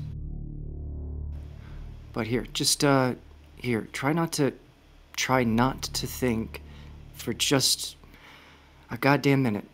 If you can, just relax just a little bit. And she's like, she's saying this, she's like trying to like feel around on him, checking his pulse and like trying to get a gauge on how he's actually doing physically. You can, as you're checking his pulse, you can feel it slowing down, and Esmond, you're starting to slowly return to normal.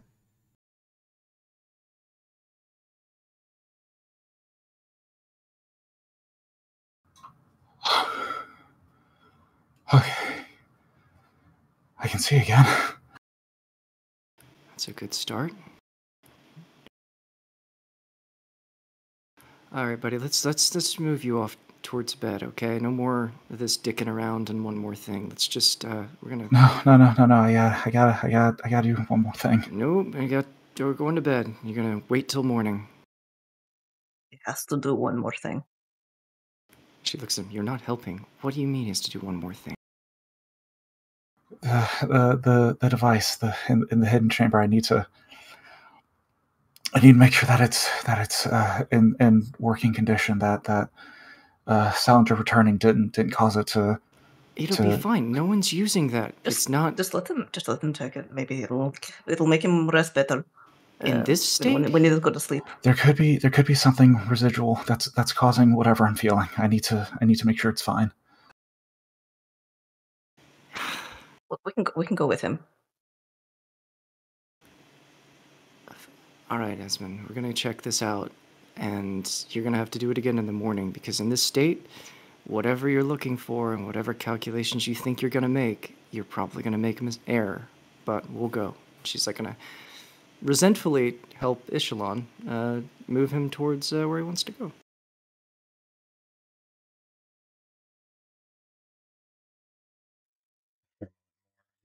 In the hidden chamber with the device, you feel you're a little fatigued, but you have your feet under you again. As you quickly begin to check over the device to see what may have happened to it. Roll investigation.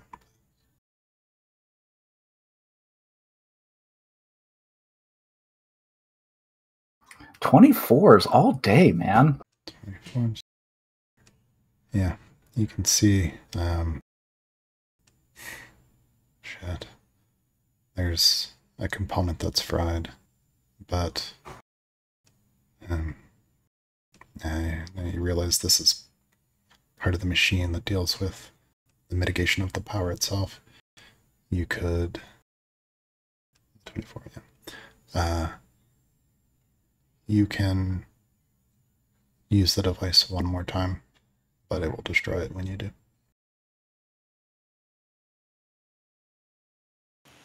There's no means of repairing it. No, you definitely could. I mean, it would just take you a few years.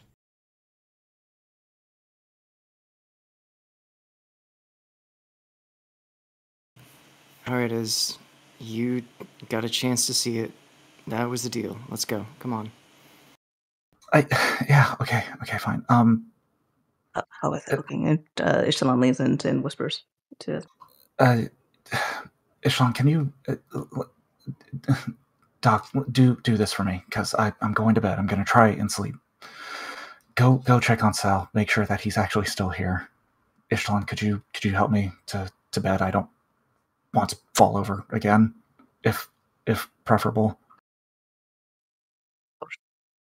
If you don't take him to bed, I'm going to be very angry, and I don't get angry very often, she says. Does the thing, and then heads off towards the, to check on Sal, looking at Esmond with the understanding that she's being sent away for reasons she doesn't understand. Fuck you, where's that insight check? You want an inside check? You want to roll off, bro? Let's fucking go, bro. As Ava leaves and Ishlan is helping Esmond to bed. We've got that last jump fried some important components. It would take me a few days to repair it, or we get one last jump with it. a few years. Days. I said years. Just Did you say years? Oh, sorry, I misheard you. Okay. Okay. That last jump with Sal fried some important shit. Unless you're willing to wait for a few years, we've got one last jump with it. Is that not just the way? Can you send me through now, or are you too tired for that? I don't know if there's more time. People are going to get curious, and you're exhausted. I'll have to see if I can make do with what you've managed to tell me about everything going on. I can make it work, but I would prefer to do it in the morning after people have gotten some sleep.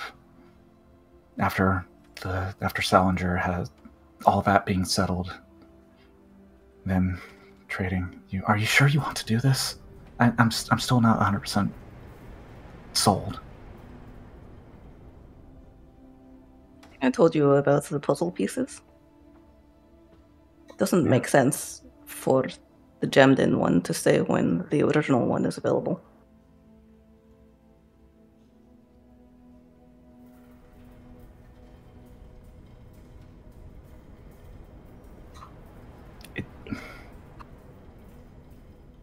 It doesn't have to make sense. We can make it make sense.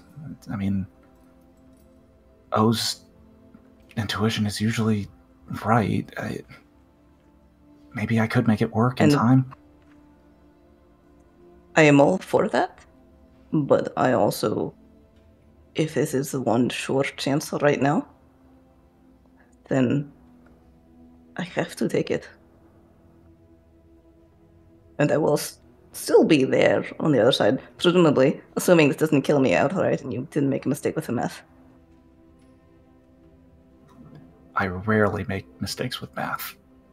It's the rare percentage that I do, but yeah, point taken.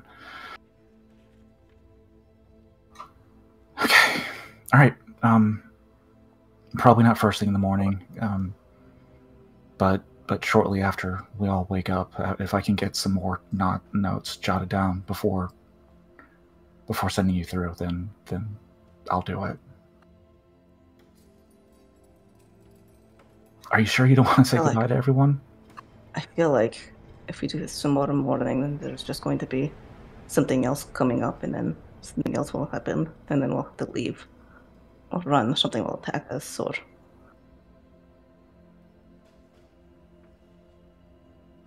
You want to do this now? Right now?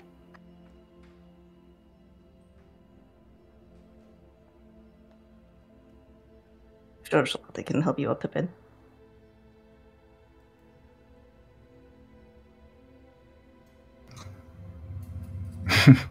Doc's gonna be upset that I don't go to bed immediately, but it wouldn't be the first time I broke one of her requests, I suppose.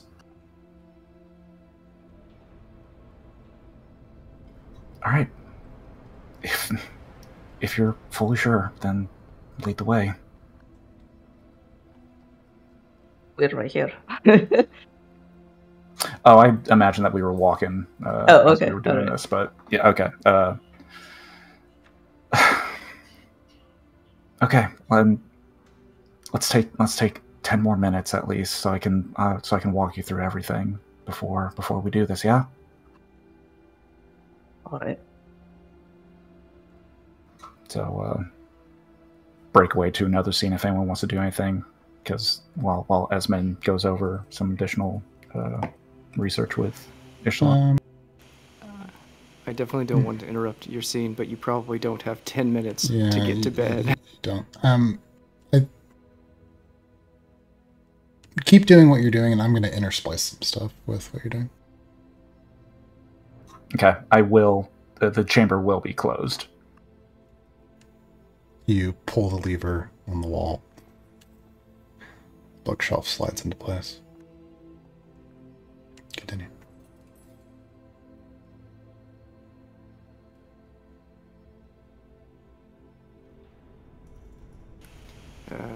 After about whatever.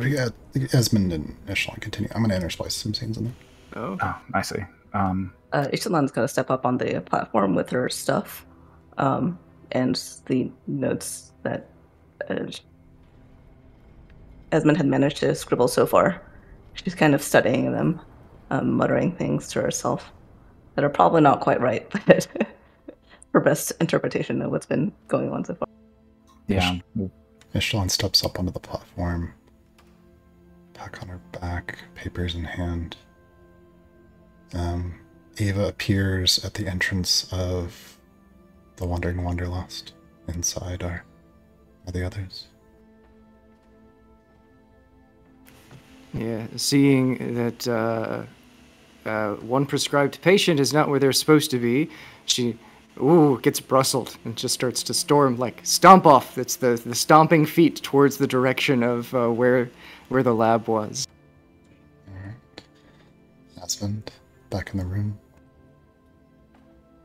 Yeah, while Ishtan is reading over the notes and kind of regurgitating everything, Esmond is correcting her on certain points as he's fiddling with knobs and switches and levers, getting everything ready and making sure that the device is going to actually operate. You turn a knob and the power begins to build. You feel the hair on your arms stand on end and attention build within the room. Back in the Wandering Wanderlust.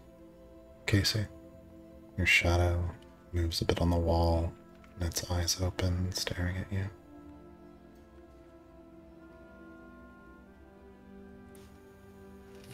No, I told him. Well, I mean, you saw Sal, yeah? So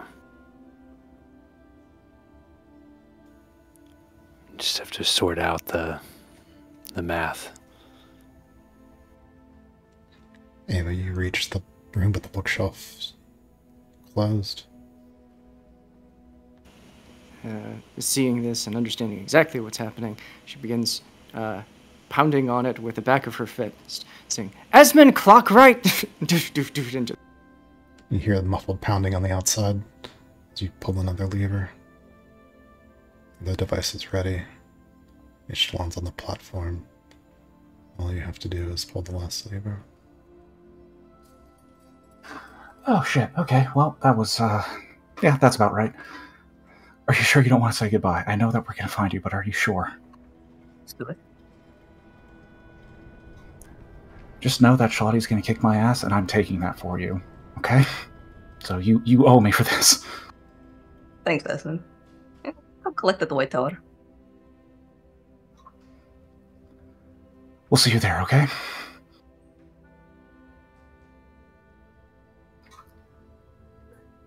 Be safe.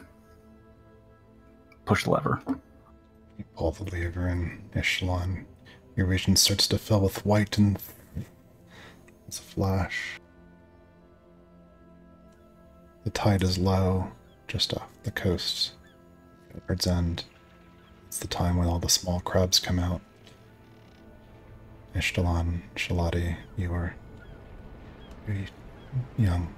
It's before either of you had died.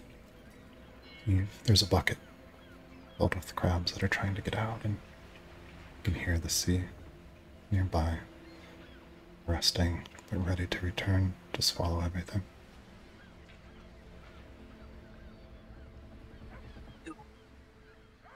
Are we in the mind of being at age, or do we remember everything that's going on? You're aware of everything. Ixtalan looks down at the crab in her hand. Shalati does as well.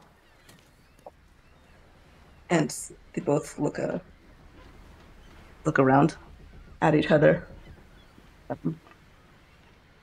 and freeze. I think Ixtalan is the first one to recover, and she immediately throws herself at Shalati, going, Shalat, oh my god. Wait, what? Are we?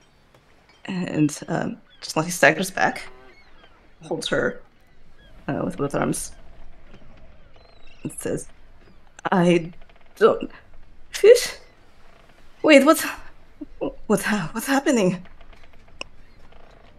Ishlan steps back for a bit, grabs her with her shoulders with both hands, and says, I don't know why we're here, or how much time we have exactly, but Isman did something with a thing that is hopefully making it so that I trade places with you where you are in the place between, I assume, so that you should be back home in your own reality. It's a long story. I managed to get there. I found your friends. They managed to get me back to your plane, and somehow as adult, but I was also still your sister who died in that reality, and then oh god. Okay. You just have to go to the spire, go to the White Tower. I think the answers are there, and I'm going to try and be there as well. Somebody is just wide-eyed, staring around and focused on Ishtalan, and she reaches up, taps her face between her hands and says, wait, so you're not in the space between that strange place with the haze and the red skies and no, I just said I went back to your place, your plane, your home, and you need to go back there because everyone there misses you. I don't think it is my place. But wait, why do we have to trade? Why are you coming back here? You're going to be here, where we are, and then I'm going to. Ishlan pauses for a second. Looks at her. Her eyes are starting to fill with tears. And then she says, there must be some other answers. It's been said that math didn't work out. I told him I was bad at math. Both of these things are probably true. But I think if there is any way to get us both on the same place, the answer will probably be found at the spire. And she looks around wildly to see if she can spot it in this little capsule, this bubble, wherever they are. Yes, looking northward, though it makes no sense at all. time isn't right. You can see it there on the horizon.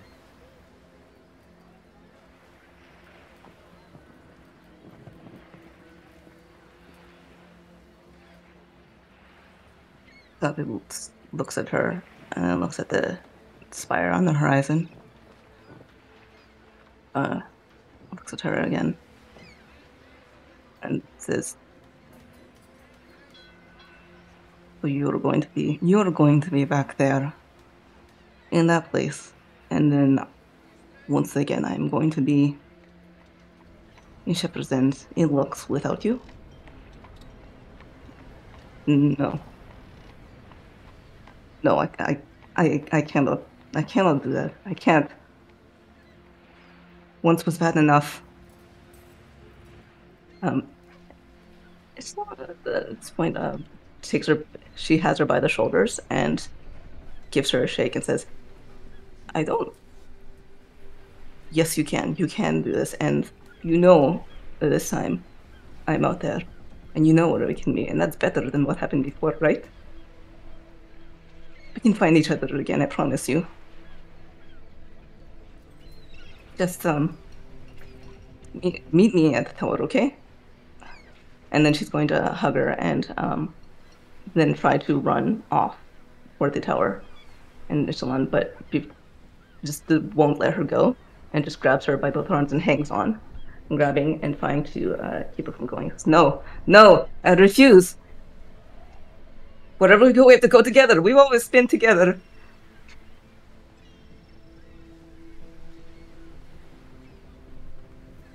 Ava, there's, by the time when the bookshelf opens, there is acrid smoke pouring out of the room. You can see that the machine is on fire. The smoke in the room is choking and thick, but just beyond the smoke, you can make out a figure on the platform. Shalati, who does he see standing on the platform? Or who does she see standing on the platform? You want to roll me a 1d20? Alright.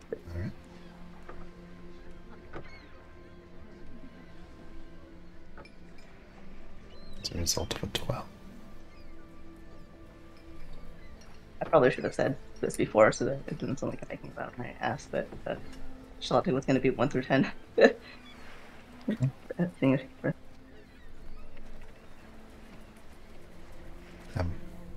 What does Ava see? Ava sees Ishlan standing there, looking far away, eyes far away, and sort of blank gazed before she comes back to herself and looks around. Eyes sort of disbelieving, pupils slit almost to invisibility. And then she lets out like, that bitch! And then she throws the sheaf of notes that she has in her hands as forcefully as she can, and it explodes in a little flutter of leaves and waves down to the... Esmond is choking on the thick smoke coming from the room. Echelon will soon be overwhelmed on it. The machine's on fire. Ava's running around trying to put out flames on the machines while swearing at Esmond at the same time. And all she sees is Echelon standing on there and a machine. So, yep. So she's just sort of furious as she's going around trying to like turn things off and turn down the power of the machine and put out flames. I think Echelon has collapsed on the dais of the machine and has her face buried in her hands in a way that I don't think anybody here has actually seen. Esmond is using quickly casting control flames to try and put out all the fires while simultaneously turning off the machine, making sure that it's completely off. Coughing up a fit before exhaustedly just kind of falling and sliding against a wall, staring at Echelon.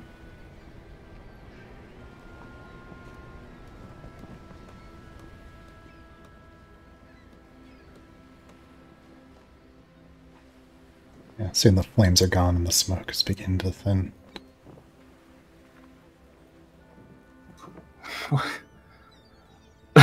What happened?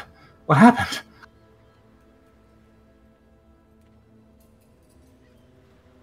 Rick.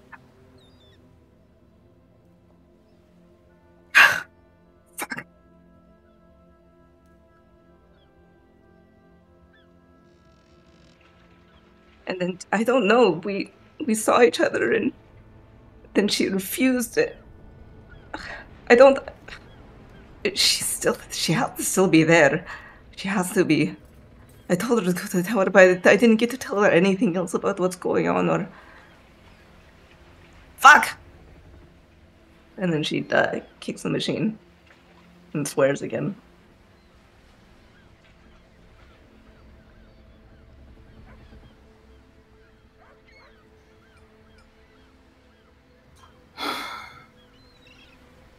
Right. Well, that is very much like the Shalati that we know. So that fully tracks.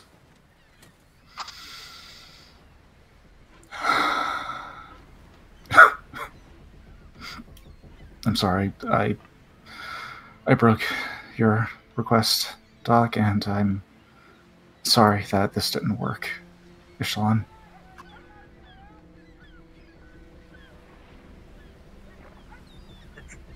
Like many other things, it's not your fault.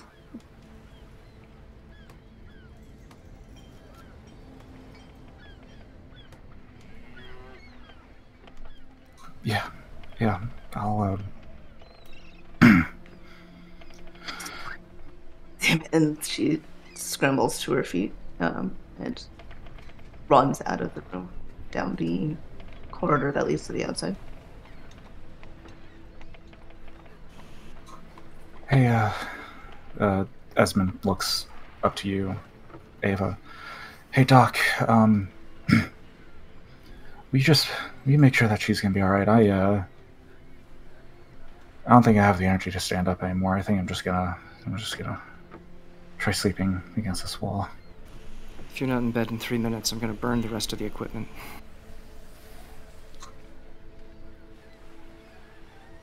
Okay. She's not barely looking at you. Sort of the smoke is billowing around the room. She has her cloth covering her face, and eyes are probably bloodshot just from all this smoke in there. But she is still in the process of trying to clean up some portions to make sure everything is shut down the way it is.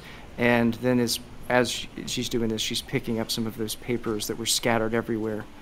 Yeah, she doesn't really much look at you, but does say, I'll go, I'll make sure she's fine. And she says with a venom in her voice. After Ava leaves, Esmond will... Esmond's so tired. He will crawl outside of the room, find a cold spot on the ground, and pass out.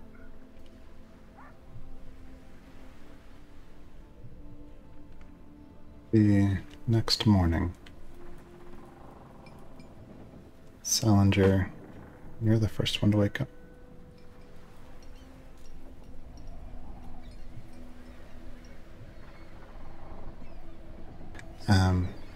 As Salinger awakens, it's so strange, feels so unfamiliar, somehow familiar. What does Salinger see as he looks around at all the others in the space?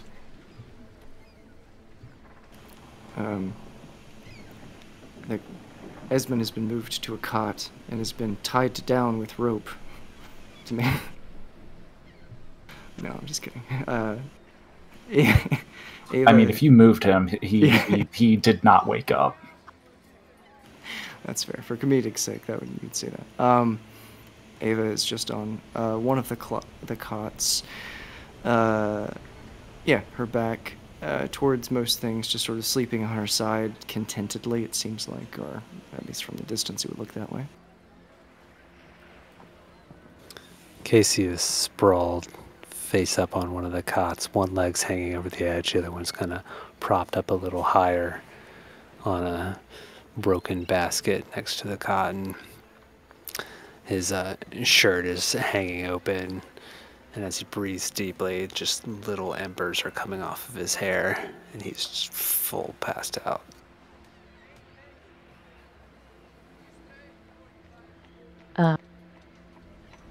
You notice Peach is camped nearby your cot, Salinger. She's used to be sitting crisscross on the floor, but now she has kind of crumpled into like a little pile of curly hair and skirts as she just sort of gently snores down at sort of the side of your bed, but on the ground. Fell asleep while keeping an eye on you.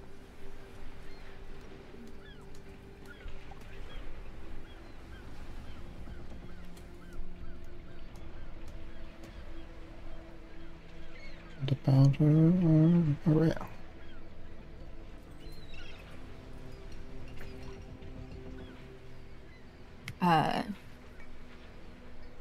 She's like, the wandering on us, like, theoretically is like rooms and stuff.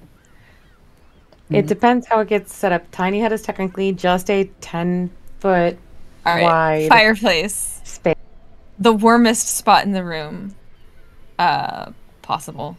It's next to Casey. Peach would have designed this after the Wanderlust itself, so I imagine there's a hearth of some kind. Like a cooking hearth area, at least. Our two fieriest of creatures next to the fireplace. Just like sprawled. You can't see anything except maybe the tip of her horns and the tip of her tail under a pile of patchwork blankets that she'd sewn long ago, and her robes. Utterly gone to the like full on like sleepiest sleep. What about Ava? What about who? Ava. Yeah, Ava's just probably just sleeping something on her side, curled up, sort of like a cat, I guess, and just probably smallest bit of drool from the side of her mouth. Yeah, in Salinger you also see a stranger. These people, you definitely know them. It was a long time ago, wasn't it? But you definitely know them. There's also a stranger, a young dwarf, sleeping on one of the cots, and leaning against the bed next to him is a golden shield that has a symbol of Brunhilde. You know that shield. None of the others have awoken yet. You do notice from the flickering fire something strange. Casey's shadow is going the wrong direction. And as you look down, you realize those are your hands. Those are your hands. You have hands. And there's a moment that follows another moment. And then there's another one after that. And you realize this is time.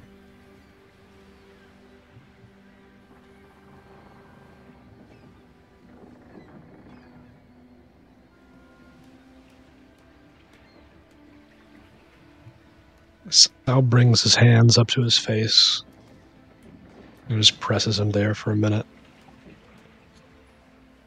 Puts him back on his knees, feels the weight of him,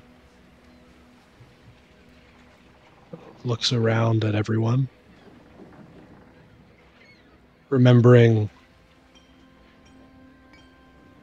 everything, forgetting moments that didn't seem real, making sure this one is. He glances over at each in turn, breathes in really, really deep, letting his lungs fill to the point of it almost hurting, just to remember what it's like, and then lets it out slow.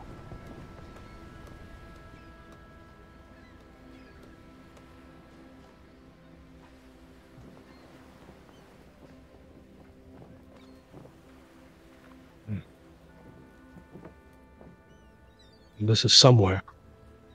And I'm here. It's like I never left, but...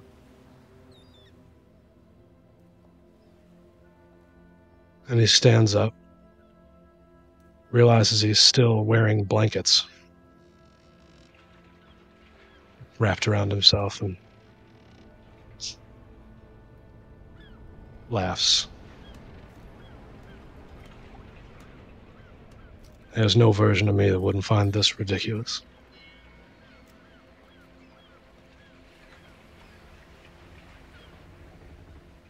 There's a moment, and then another moment, and as they go on, people begin to wake up.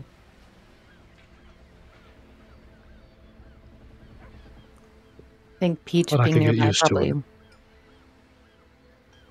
Peach being nearby probably wakes up the Salinger complaining about his clothes and was very sleepily. She'll say, "Wait till we get back to Alangi's. You'll like the way everybody dresses there. Don't worry, we'll have to special order something real big and tall for you, but you'll like the style." Before she finishes groggily saying that, he's already helped her up with his hand. I'm sure, yeah. Casey Morning. rolls onto his side, back towards them, and Salinger, you notice he has a great sword strapped to his back for some strange reason. You've never seen Casey carry a weapon, let alone a great sword.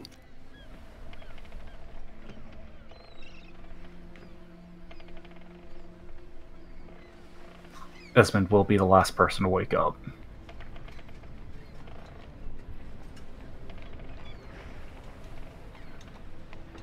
Casey rolled on Araya's tail. You hear a small yelp.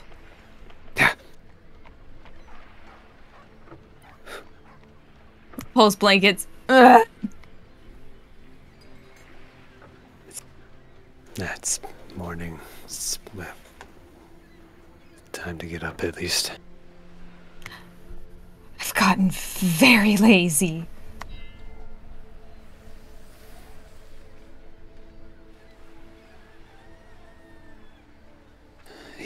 Yeah, I mean, no, you're right. We should sleep a little longer. No, usually the right thing to do is the opposite of your idea. All right. I'm up.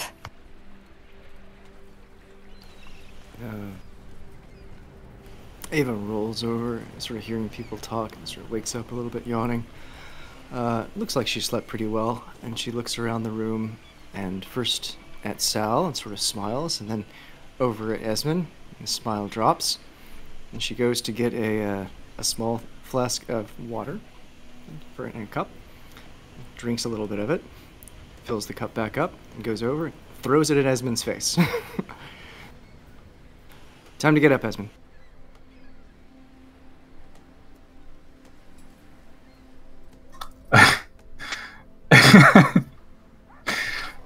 The water splashes Esmond, and he rolls over in a panic and stands up. What's happening? Is everything... Good morning, Esmond. Hey, hi, Ava. She goes about getting ready for the rest of the day. Nothing else is said? You just... Nope. I thought he needed sleep. Casey's kind of sitting next to Araya there, watches Doc leave, and he says under his breath to Araya, Ava's turning into a bit of a badass. I've always respected her, but I think Ez needed tough love.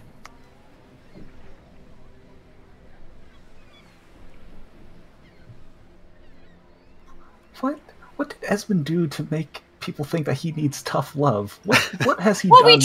we tried everything else to get you to be anything but sad. We spent days dealing with your existential crisis here, Esmond, okay? So far the only thing that's worked is Ava bullying you. I'm sorry, Yeah, did you think I was over? Well, so far, positive results.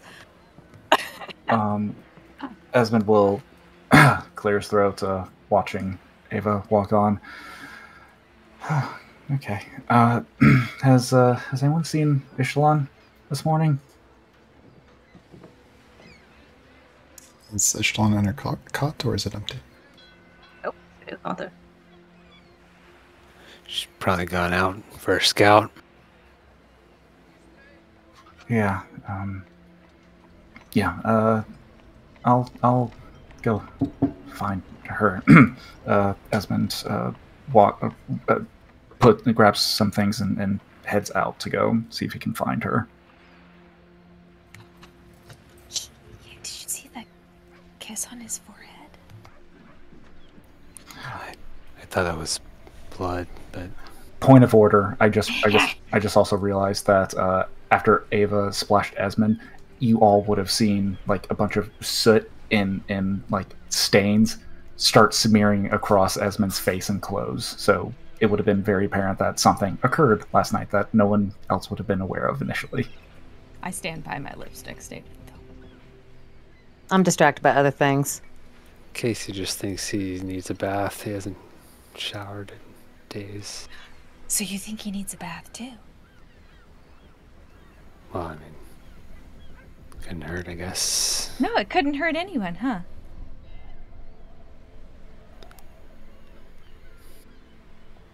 Casey starts to stand up, and the tip of the greatsword gets caught in between the leg and the fabric of the cot, and it kind of catches on it and drags the cot a little bit before he twists and clears it and says,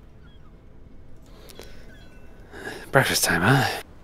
No, but were you expecting trouble that you slept with your sword? What?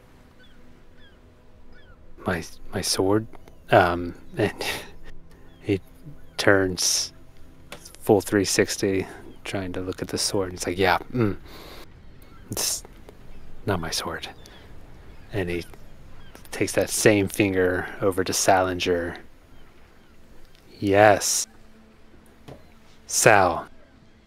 Do you want to hang on to this for Shalati? Because, I mean, you gave it to me for safekeeping to give it back to Shalati, but now that you're back here, I mean, you can just hang on to it until we get her back, you know?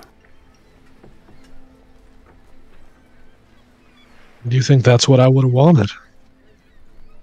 I mean, that's what you said. No, I mean for me to carry it. He says, smirking just a little.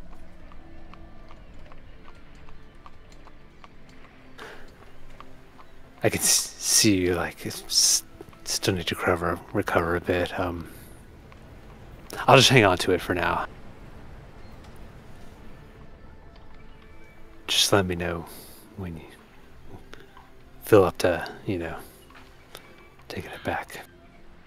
It's okay, Casey. If it's too heavy, he holds out his hands. He's already walking away. He turns back and it clangs into something else. It's not too heavy. I'll just hang on to it. As he turns the corner out of the room, you hear another clang into a wall and something else hits the ground. Sal says just loud enough for the people that are still in the room to hear. I think it suits him. He'll get used to yeah. Well, Casey generally picks up things pretty quick.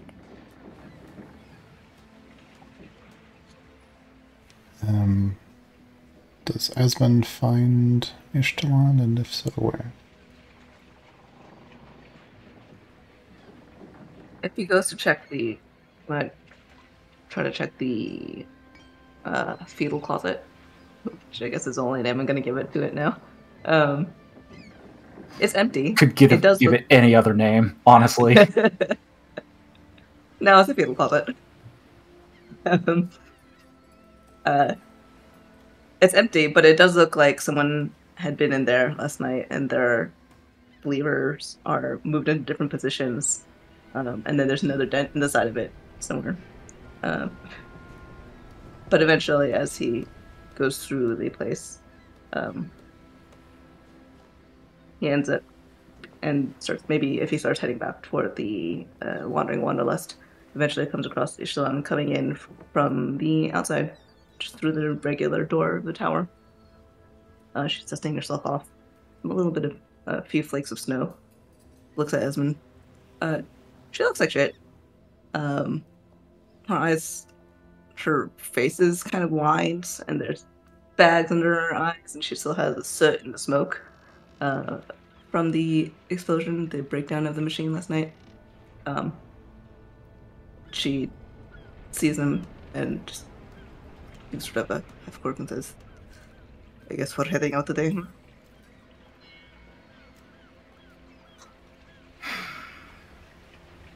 Esmond walks up to you, pulling a relatively clean rag out from his satchel. Just holds it up. Do you mind? And if you don't stop him, he'll go to try and clean some of the soot off of your face. Just the really obvious bits. Yeah, most likely. How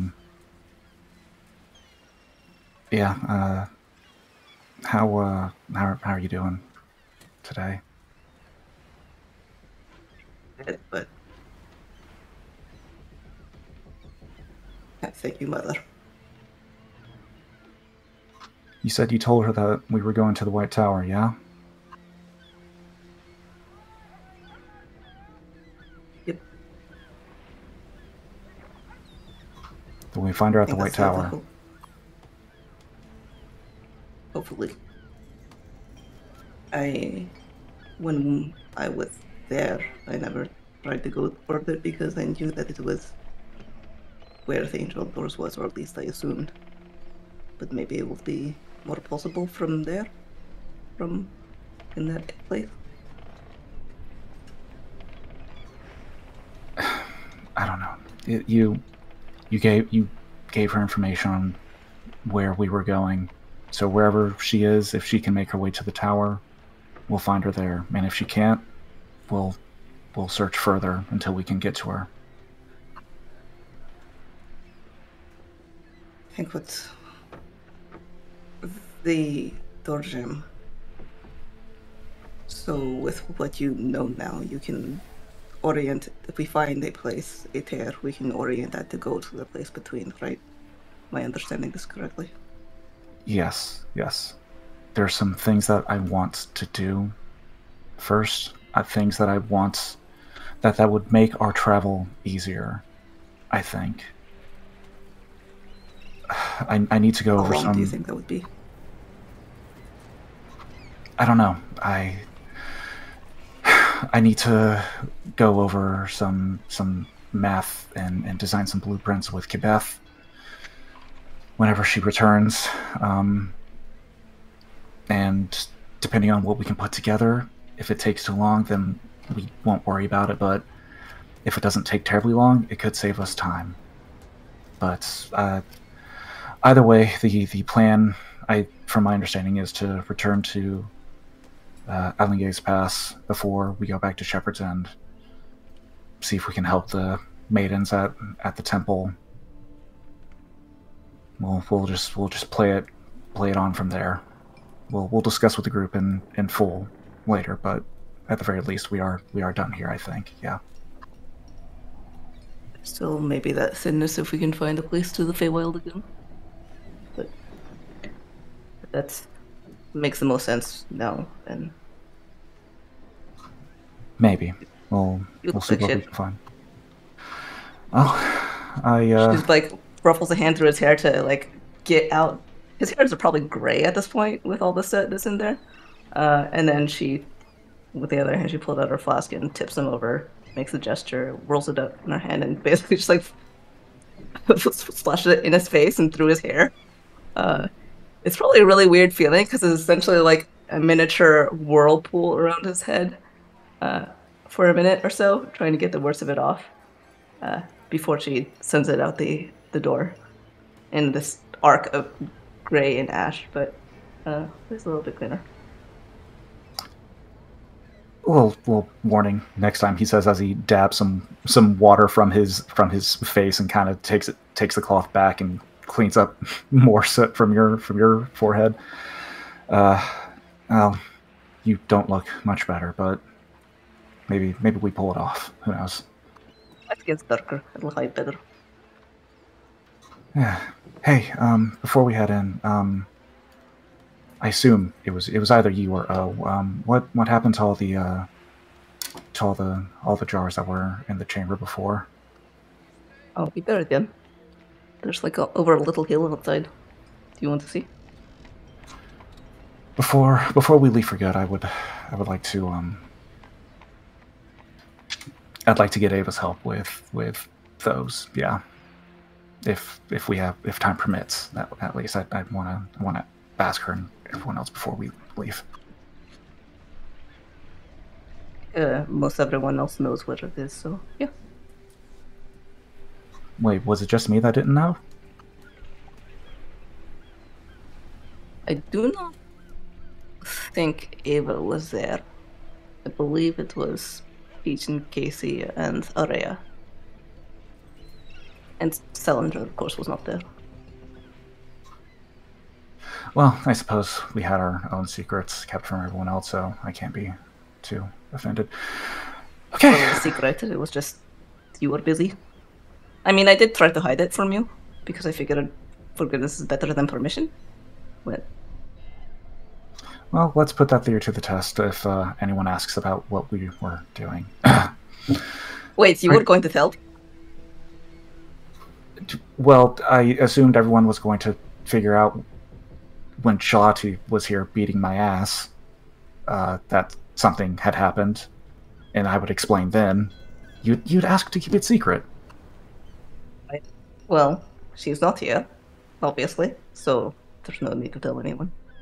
Well, I mean, people can ask questions. I don't know what the point would be in not telling them the truth, necessarily. See if they actually ask. We were just having a tour of the fair. Wait, what? I think Peach would like that. And maybe it'll embarrass everyone else enough. What? Do you like the little kiss that they threw in your cheek? What? I thought it was very funny. She's good. She chucks him on the chin and then walks by to into the tiny. Ava found them alone together. There was fire and smoke. Sheets just strewn everywhere. Electrical malfunctions. Yeah. She collected all of the pages and has definitely seen the notes that Esmond wrote and provided to Ishalon. Ishalon leaves and Esmond, blushing cheeks and ears, tries to calm himself before falling in back into the wanderlust before we leave. This is my favorite episode, everyone. Yeah, at some point as people are all kind of preparing their equipment,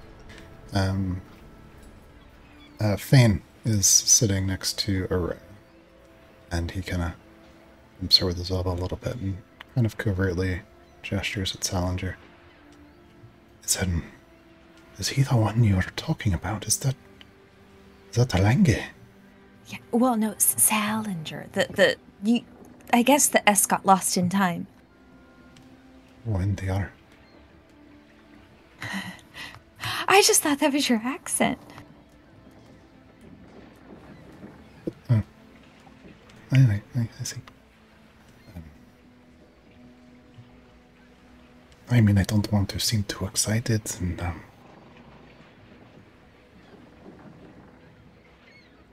Well, what do I mean, I'm excited?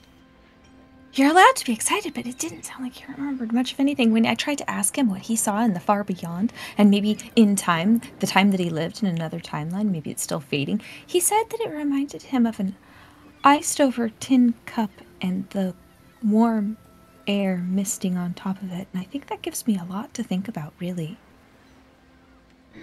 I'll pray on this. Mm. Thank you.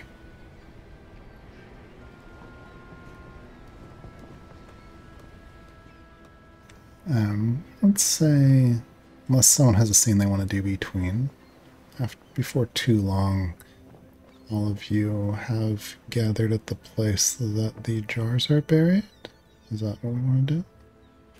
Yeah, as they are having packed up and before they're heading out, Ava shoves the smoke-scented notes that were collected into Ishalon's hands and is like, "Here are your notes." And she's clearly not very happy with you.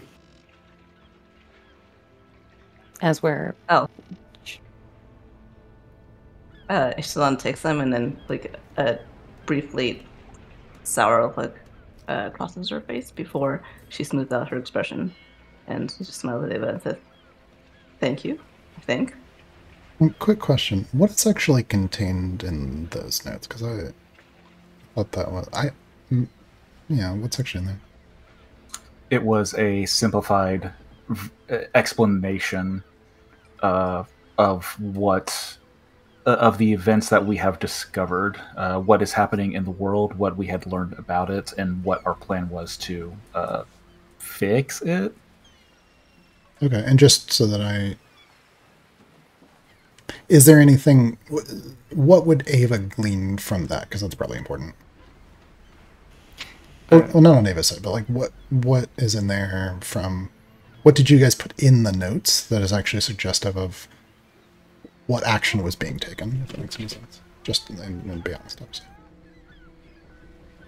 For that, it wouldn't necessarily have to do anything in particular. I mean, I think there were some of the equations, so it's clearly aimed at a slightly technical level.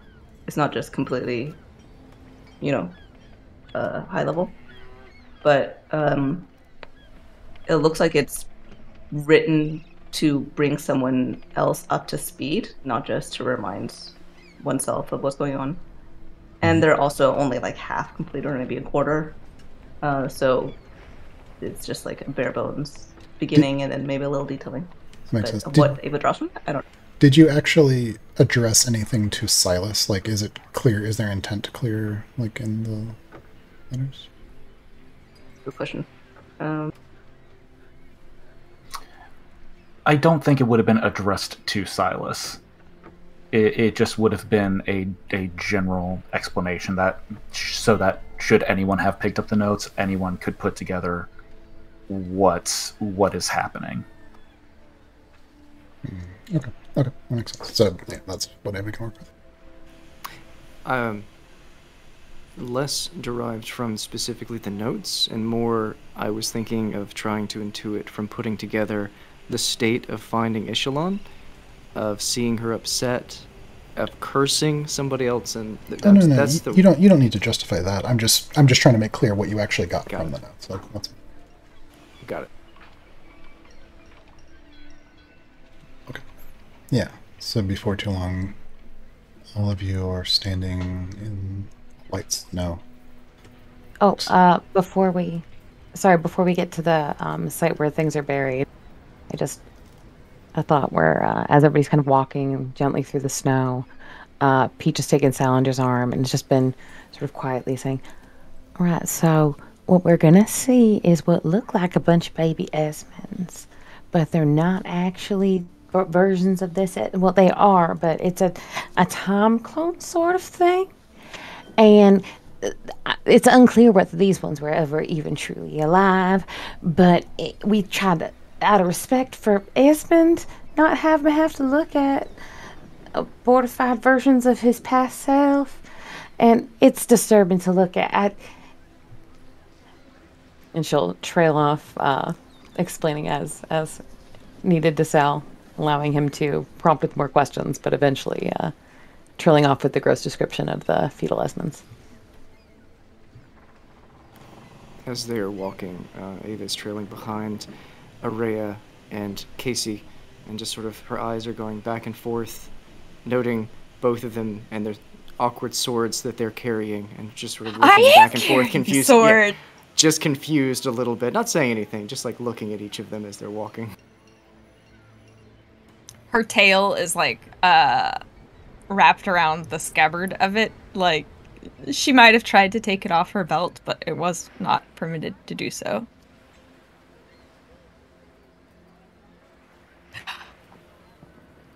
I don't know how anybody walks around with these things. so unwieldy. Like it keeps wanting to slide sideways, and Oh yeah. it throws your whole balance off. Like, Oh my goodness. You know, you think a tail would be hard enough, but then you add just like one that doesn't move and is also can stab you. Do you know how many times I've poked my own stupid foot? oh yeah, like just imagine trying to jump from rooftop to rooftop with one of these strapped to your back. Like it would totally throw off your balance, and you might not make it. Mm-hmm. Yeah, I wouldn't know anything about not making it off of rooftops. No one saw that. Which saw what? And the point is, we just have to. Yeah.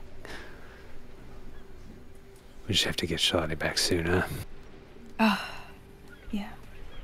No, I understand. I just think that Casey, it's complicated, right? But Sal, no, maybe you're onto something, really. No. Well, I think that we can only do it while the world is utterly broken and the weird stuff can happen, right? Well, I mean, that's all the time. And Ez got Sal back, no problem. Like, Yeah, it was almost easy for him. Gosh, she's so smart. yeah. I just realized, rather than doing this as you guys are traveling, let's have these scenes have been while you're still preparing, getting ready. Sure. Because the real, so Salinger, you look around and you see everyone preparing, like, their equipment and stowing it and get ready for the road, and you are wearing a sheet. I have another cloak, and also Ishalon got me a very strangely That ain't gonna fit, Sal. That small like little a thing shirt can barely though. fit. If all of them put together, then one of them might be enough for a loincloth, and then the rest can be sleeves and leggings, maybe. But it will not be very good against the cold. Yeah, Desmond still has some clothes in his closet. Some of those might fit him. I was gonna ask. They're all maybe. Esmond sized. That's a much better idea. Kind of dated. But Peach would better kind than of nothing. like, I'll go find something. I'll come back with something for you, Sal. Don't worry. I'll figure something out. He holds I up don't one know. foot and wiggles his toes and looks at them. Wow. Probably gonna need boots. Or real heavy socks. Maybe like a couple layers of socks. Or you travel while we carry you on a car. No, that's a bad idea. Yeah, you could carry me. That's... I could carry like a foot of you. I think we can wrap your feet in cloth and maybe some leather, and we have snowshoes, so... Oh, or we can make you fly the whole time. Wait, that doesn't last very long.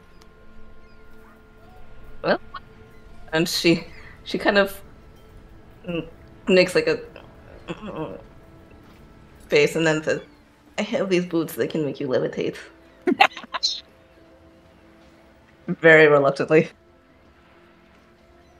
I still have my old boots, so we can change back to them. Also, if you're not levitating, they are also still boots. Yes. But why would you just want to walk? Do I find any of Desmond's old clothes that might possibly fit Sal with a nipping and tucking expansion? 0 chance that they fit him, but you could tear things apart and make stuff. And resew them, make them not entirely terrible, yeah. You're gonna get a patchwork old Desmond clothes outfit. You're gonna look the worst Sal has ever looked. It's very much the feeling of like wearing your parents' prom clothes. Like that's kind of what's, I guess it's been some time to the fashion. It's also definitely been cobbled together with care and effort and love by Peach, but this is not her forte. The stitches are neat and tidy and the thing is holding itself together, but her style is a little more eclectic than Sal's is, and this shows in the design of the garment. Atlantis does somewhat fairly reluctantly, but she will pass over the essence the boots have been held. Take back her old boots. As Ishlan hands you that pair of boots, Salinger, it's very clear that they will be too small for you. At least at the glance. But I don't know how to. I don't know how you'd gain that information. Ishlan, you've experienced that they kind of shrank to fit you. I think she just assumes that he will realize this because magical items, and so does not explain anything. I guess it'll take a while, but, you know, might as well get started with it right now. Thanks. I'll give them back to you as soon as I can. We'll do that. And the outfit is, he looks at it and tries to control his facial expression. Lovely. You are a kind man, Salinger. I know it's a little higgledy-piggledy, but once we get back to Langy's Pass, I promise you, the shops there, exquisite. And to real, you know, not just to my own, but, you know, like what Esmond's wearing now. And she gestures to his stained winter clothes. Well, that ain't a good example anymore, but he was wearing something really handsome. And we got that in the Langies. I'll pick it out. Well, the shirt. Right. Okay, pick out the shirt. Oh, Araya, you want me to carry that sword for you? Oh, no. Well, okay. Maybe. But I think that Esmond really needs to make that decision. She sort of like has the sword like clutched in her hands and is like, I was worried you were gonna leave it behind, and it's I think that you wouldn't want to leave it behind.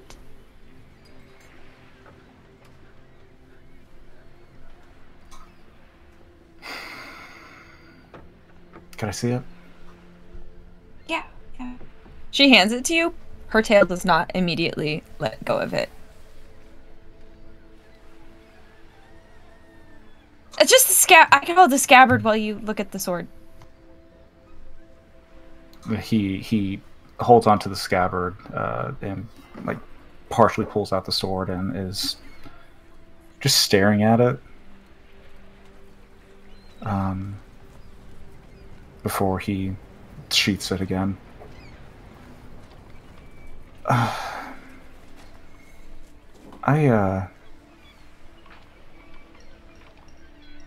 Hold on to that for a little bit longer. I'm not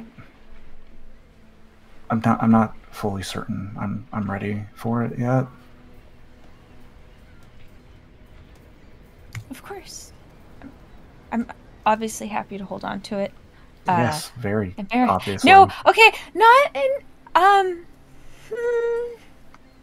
yeah, I'm happy to. It's okay. It's okay.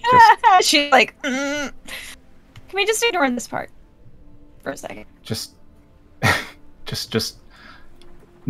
I'll come back to you about it and we'll decide what to do a bit later. I'm not ready to make that decision yet. Yeah, of course. And also, I don't think, well, you know, what are the chances that we're going to run into trouble on the way, right? Well, you just jinxed us. No, wait, no! I'll meet you all. Do a pinch of salt. I'll meet you all outside. Esmond gets all his stuff together, and he's going to be the first one to head out towards where the jars are buried. Casey, dexterity saving throw. That's my best. Did you get salt in your eye? Let's find it. Yeah, salt hits you in the eye. But wait. He uses a point of conflagration.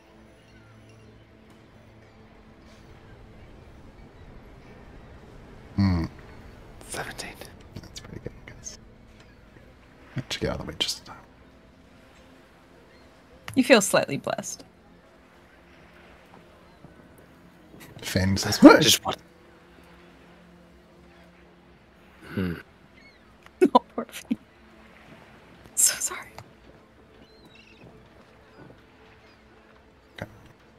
before too long. And you're outside of the tower, light snow coming down. What does the... Oh yeah, made from ice. Seems to be a small saloon.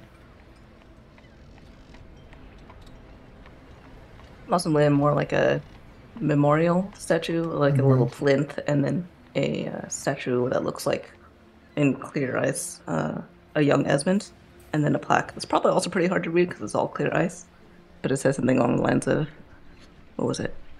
Sorry, guess you never really had a chance on this plane, in this reality.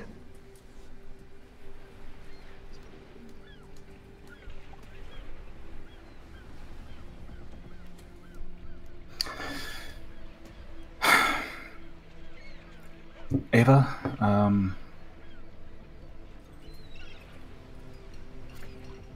could I ask for your abilities to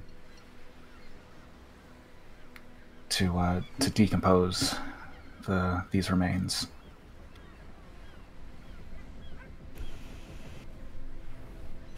She kind of like is looking around, realizing that no one else has ever seen. I don't know what you mean.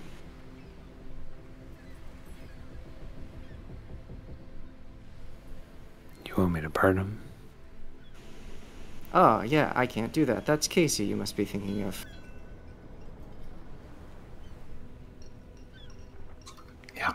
Yeah, I guess so.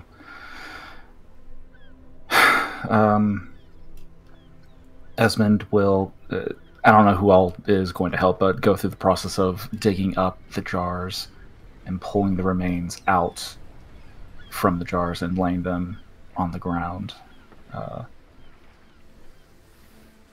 Before... Casey just did this all in, like, with a wave of the hand. It was very annoying. She is, however, at this point, like, pushing the plinth. Once the bodies are all out, Ava is like looking and sort of putting them down, and she's, once they're prepared and ready, before Casey is gonna light them on fire, she's like, she'll speak up and say something, but before then, do anything you want. Esmond will just lay out all the bodies across the ground, and just ends up staring at them for a little bit of time. He doesn't say anything, he doesn't move, he's just staring down at them, unsure, not seemingly unsure, but just as though he's trying to finalize his decision on what he wants to do.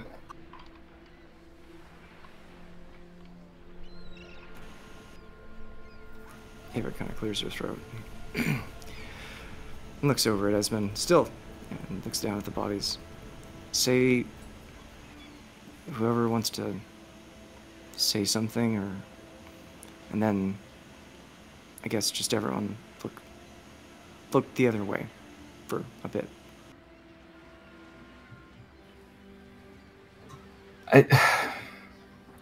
Sorry, I don't mean to drag you all through this. I just I couldn't leave them in those jars, even buried, even with this memorial. It just doesn't sit right with me.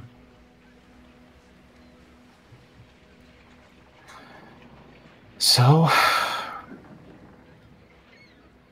there are opportunities at life where were taken from them. They didn't have a chance to experience anything because of one man's quest of trying to do something good, I suppose. It's not right. And they didn't deserve this.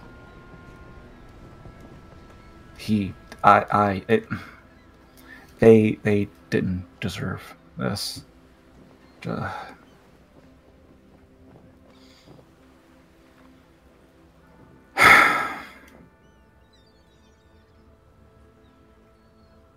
That's it. That's all I've got.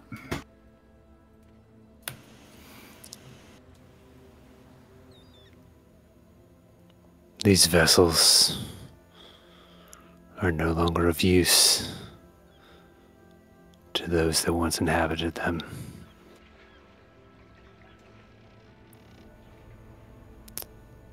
And like all of us, we shall return it from whence we came to fire. No, Casey, don't burn them. It's fine. Just, Esmond, what's your favorite flower?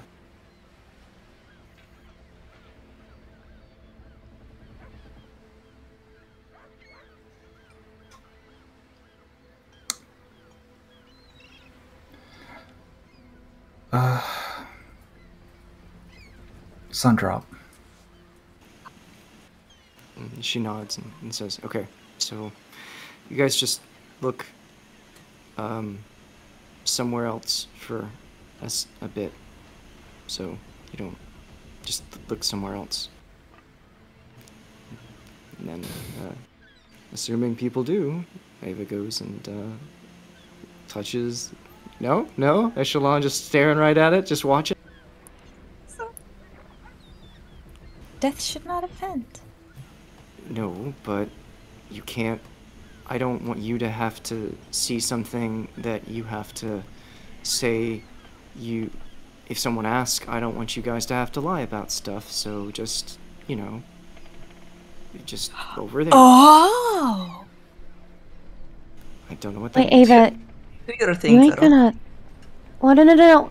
You ain't gonna bring him back from the dead, are you? What? Why would you? No. You said it was bad magic.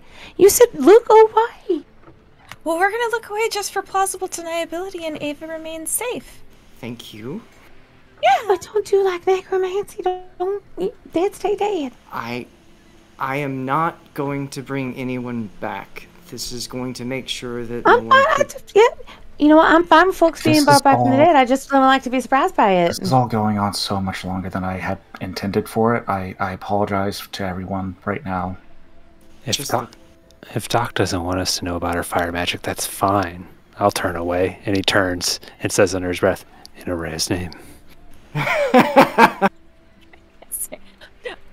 She like a little swats at him. Esmond, it matters to us that it matters to you, so we're going to be here, and they're, yeah. So she'll grab hands and turn around. She'll turn away, but she's gonna peek over her shoulder. Okay.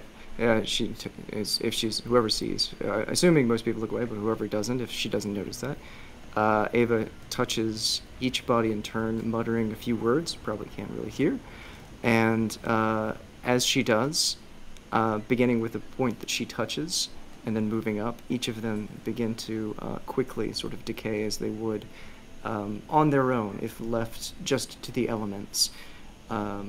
They dissolve into what looks like almost a mulch-like substance with a fresh scent of soil appearing where the body was. And then afterwards she takes out her staff, clicks it open so that it extends to its full length, and then uses the staff of flowers and casts a single time. And the corpses, well, the piles that they are, in the center of each appear, spring up a handful of the teardrop flowers that Esmond mentioned. Okay, we're done. And she says, sort of dusting herself off. Okay, we can. They're resting. Esmond will. Esmond stops you from walking away too quickly. Just kind of grasps your shoulder, and he just looks at you with just eyes watering a little bit, and just wipes that away. Just thank you. Thank you.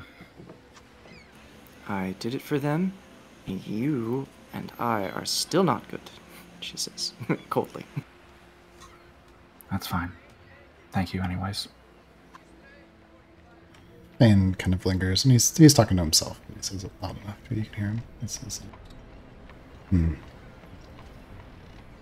the maiden guide these souls. May he speaks. What awaits Brunhilde? Glory eternal. Does he look at Araya? His eyes are closed. As we begin leaving, Esmond will trail behind to be the last one in line before he stops briefly, turns and looks back at the tower, just looks it up and down, and then back towards the new flower bed, back to the tower.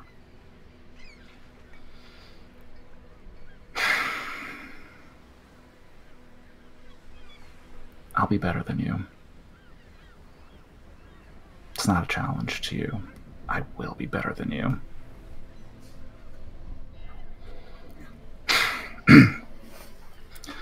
Turns and continues on. Soon you've turned from the freshly growing flowers in the ruins of Silent Hall Tower. Your footsteps heading into the west toward Lenge's Pass.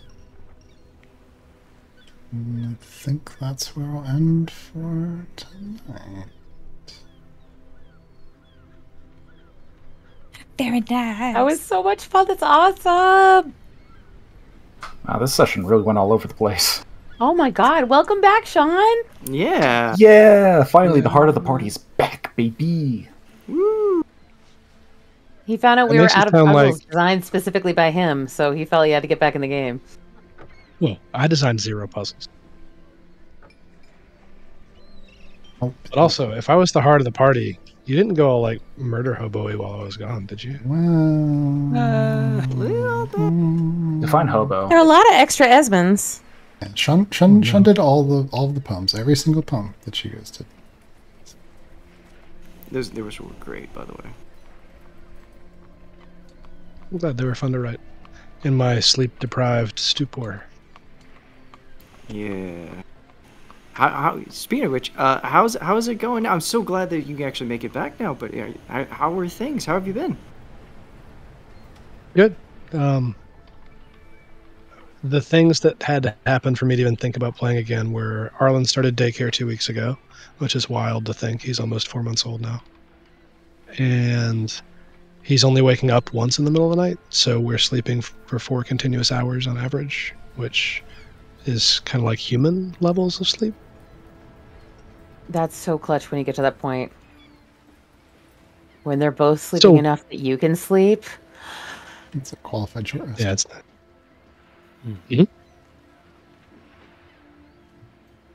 I mean, it's not the full utopia that is the long rest that only exists in D&D and not in real life in the age that we live, but Legendary long I'm going to need some catch-up eventually. It seems like a lot. If there's a bunch of jars of Esmond fetuses, I definitely missed something.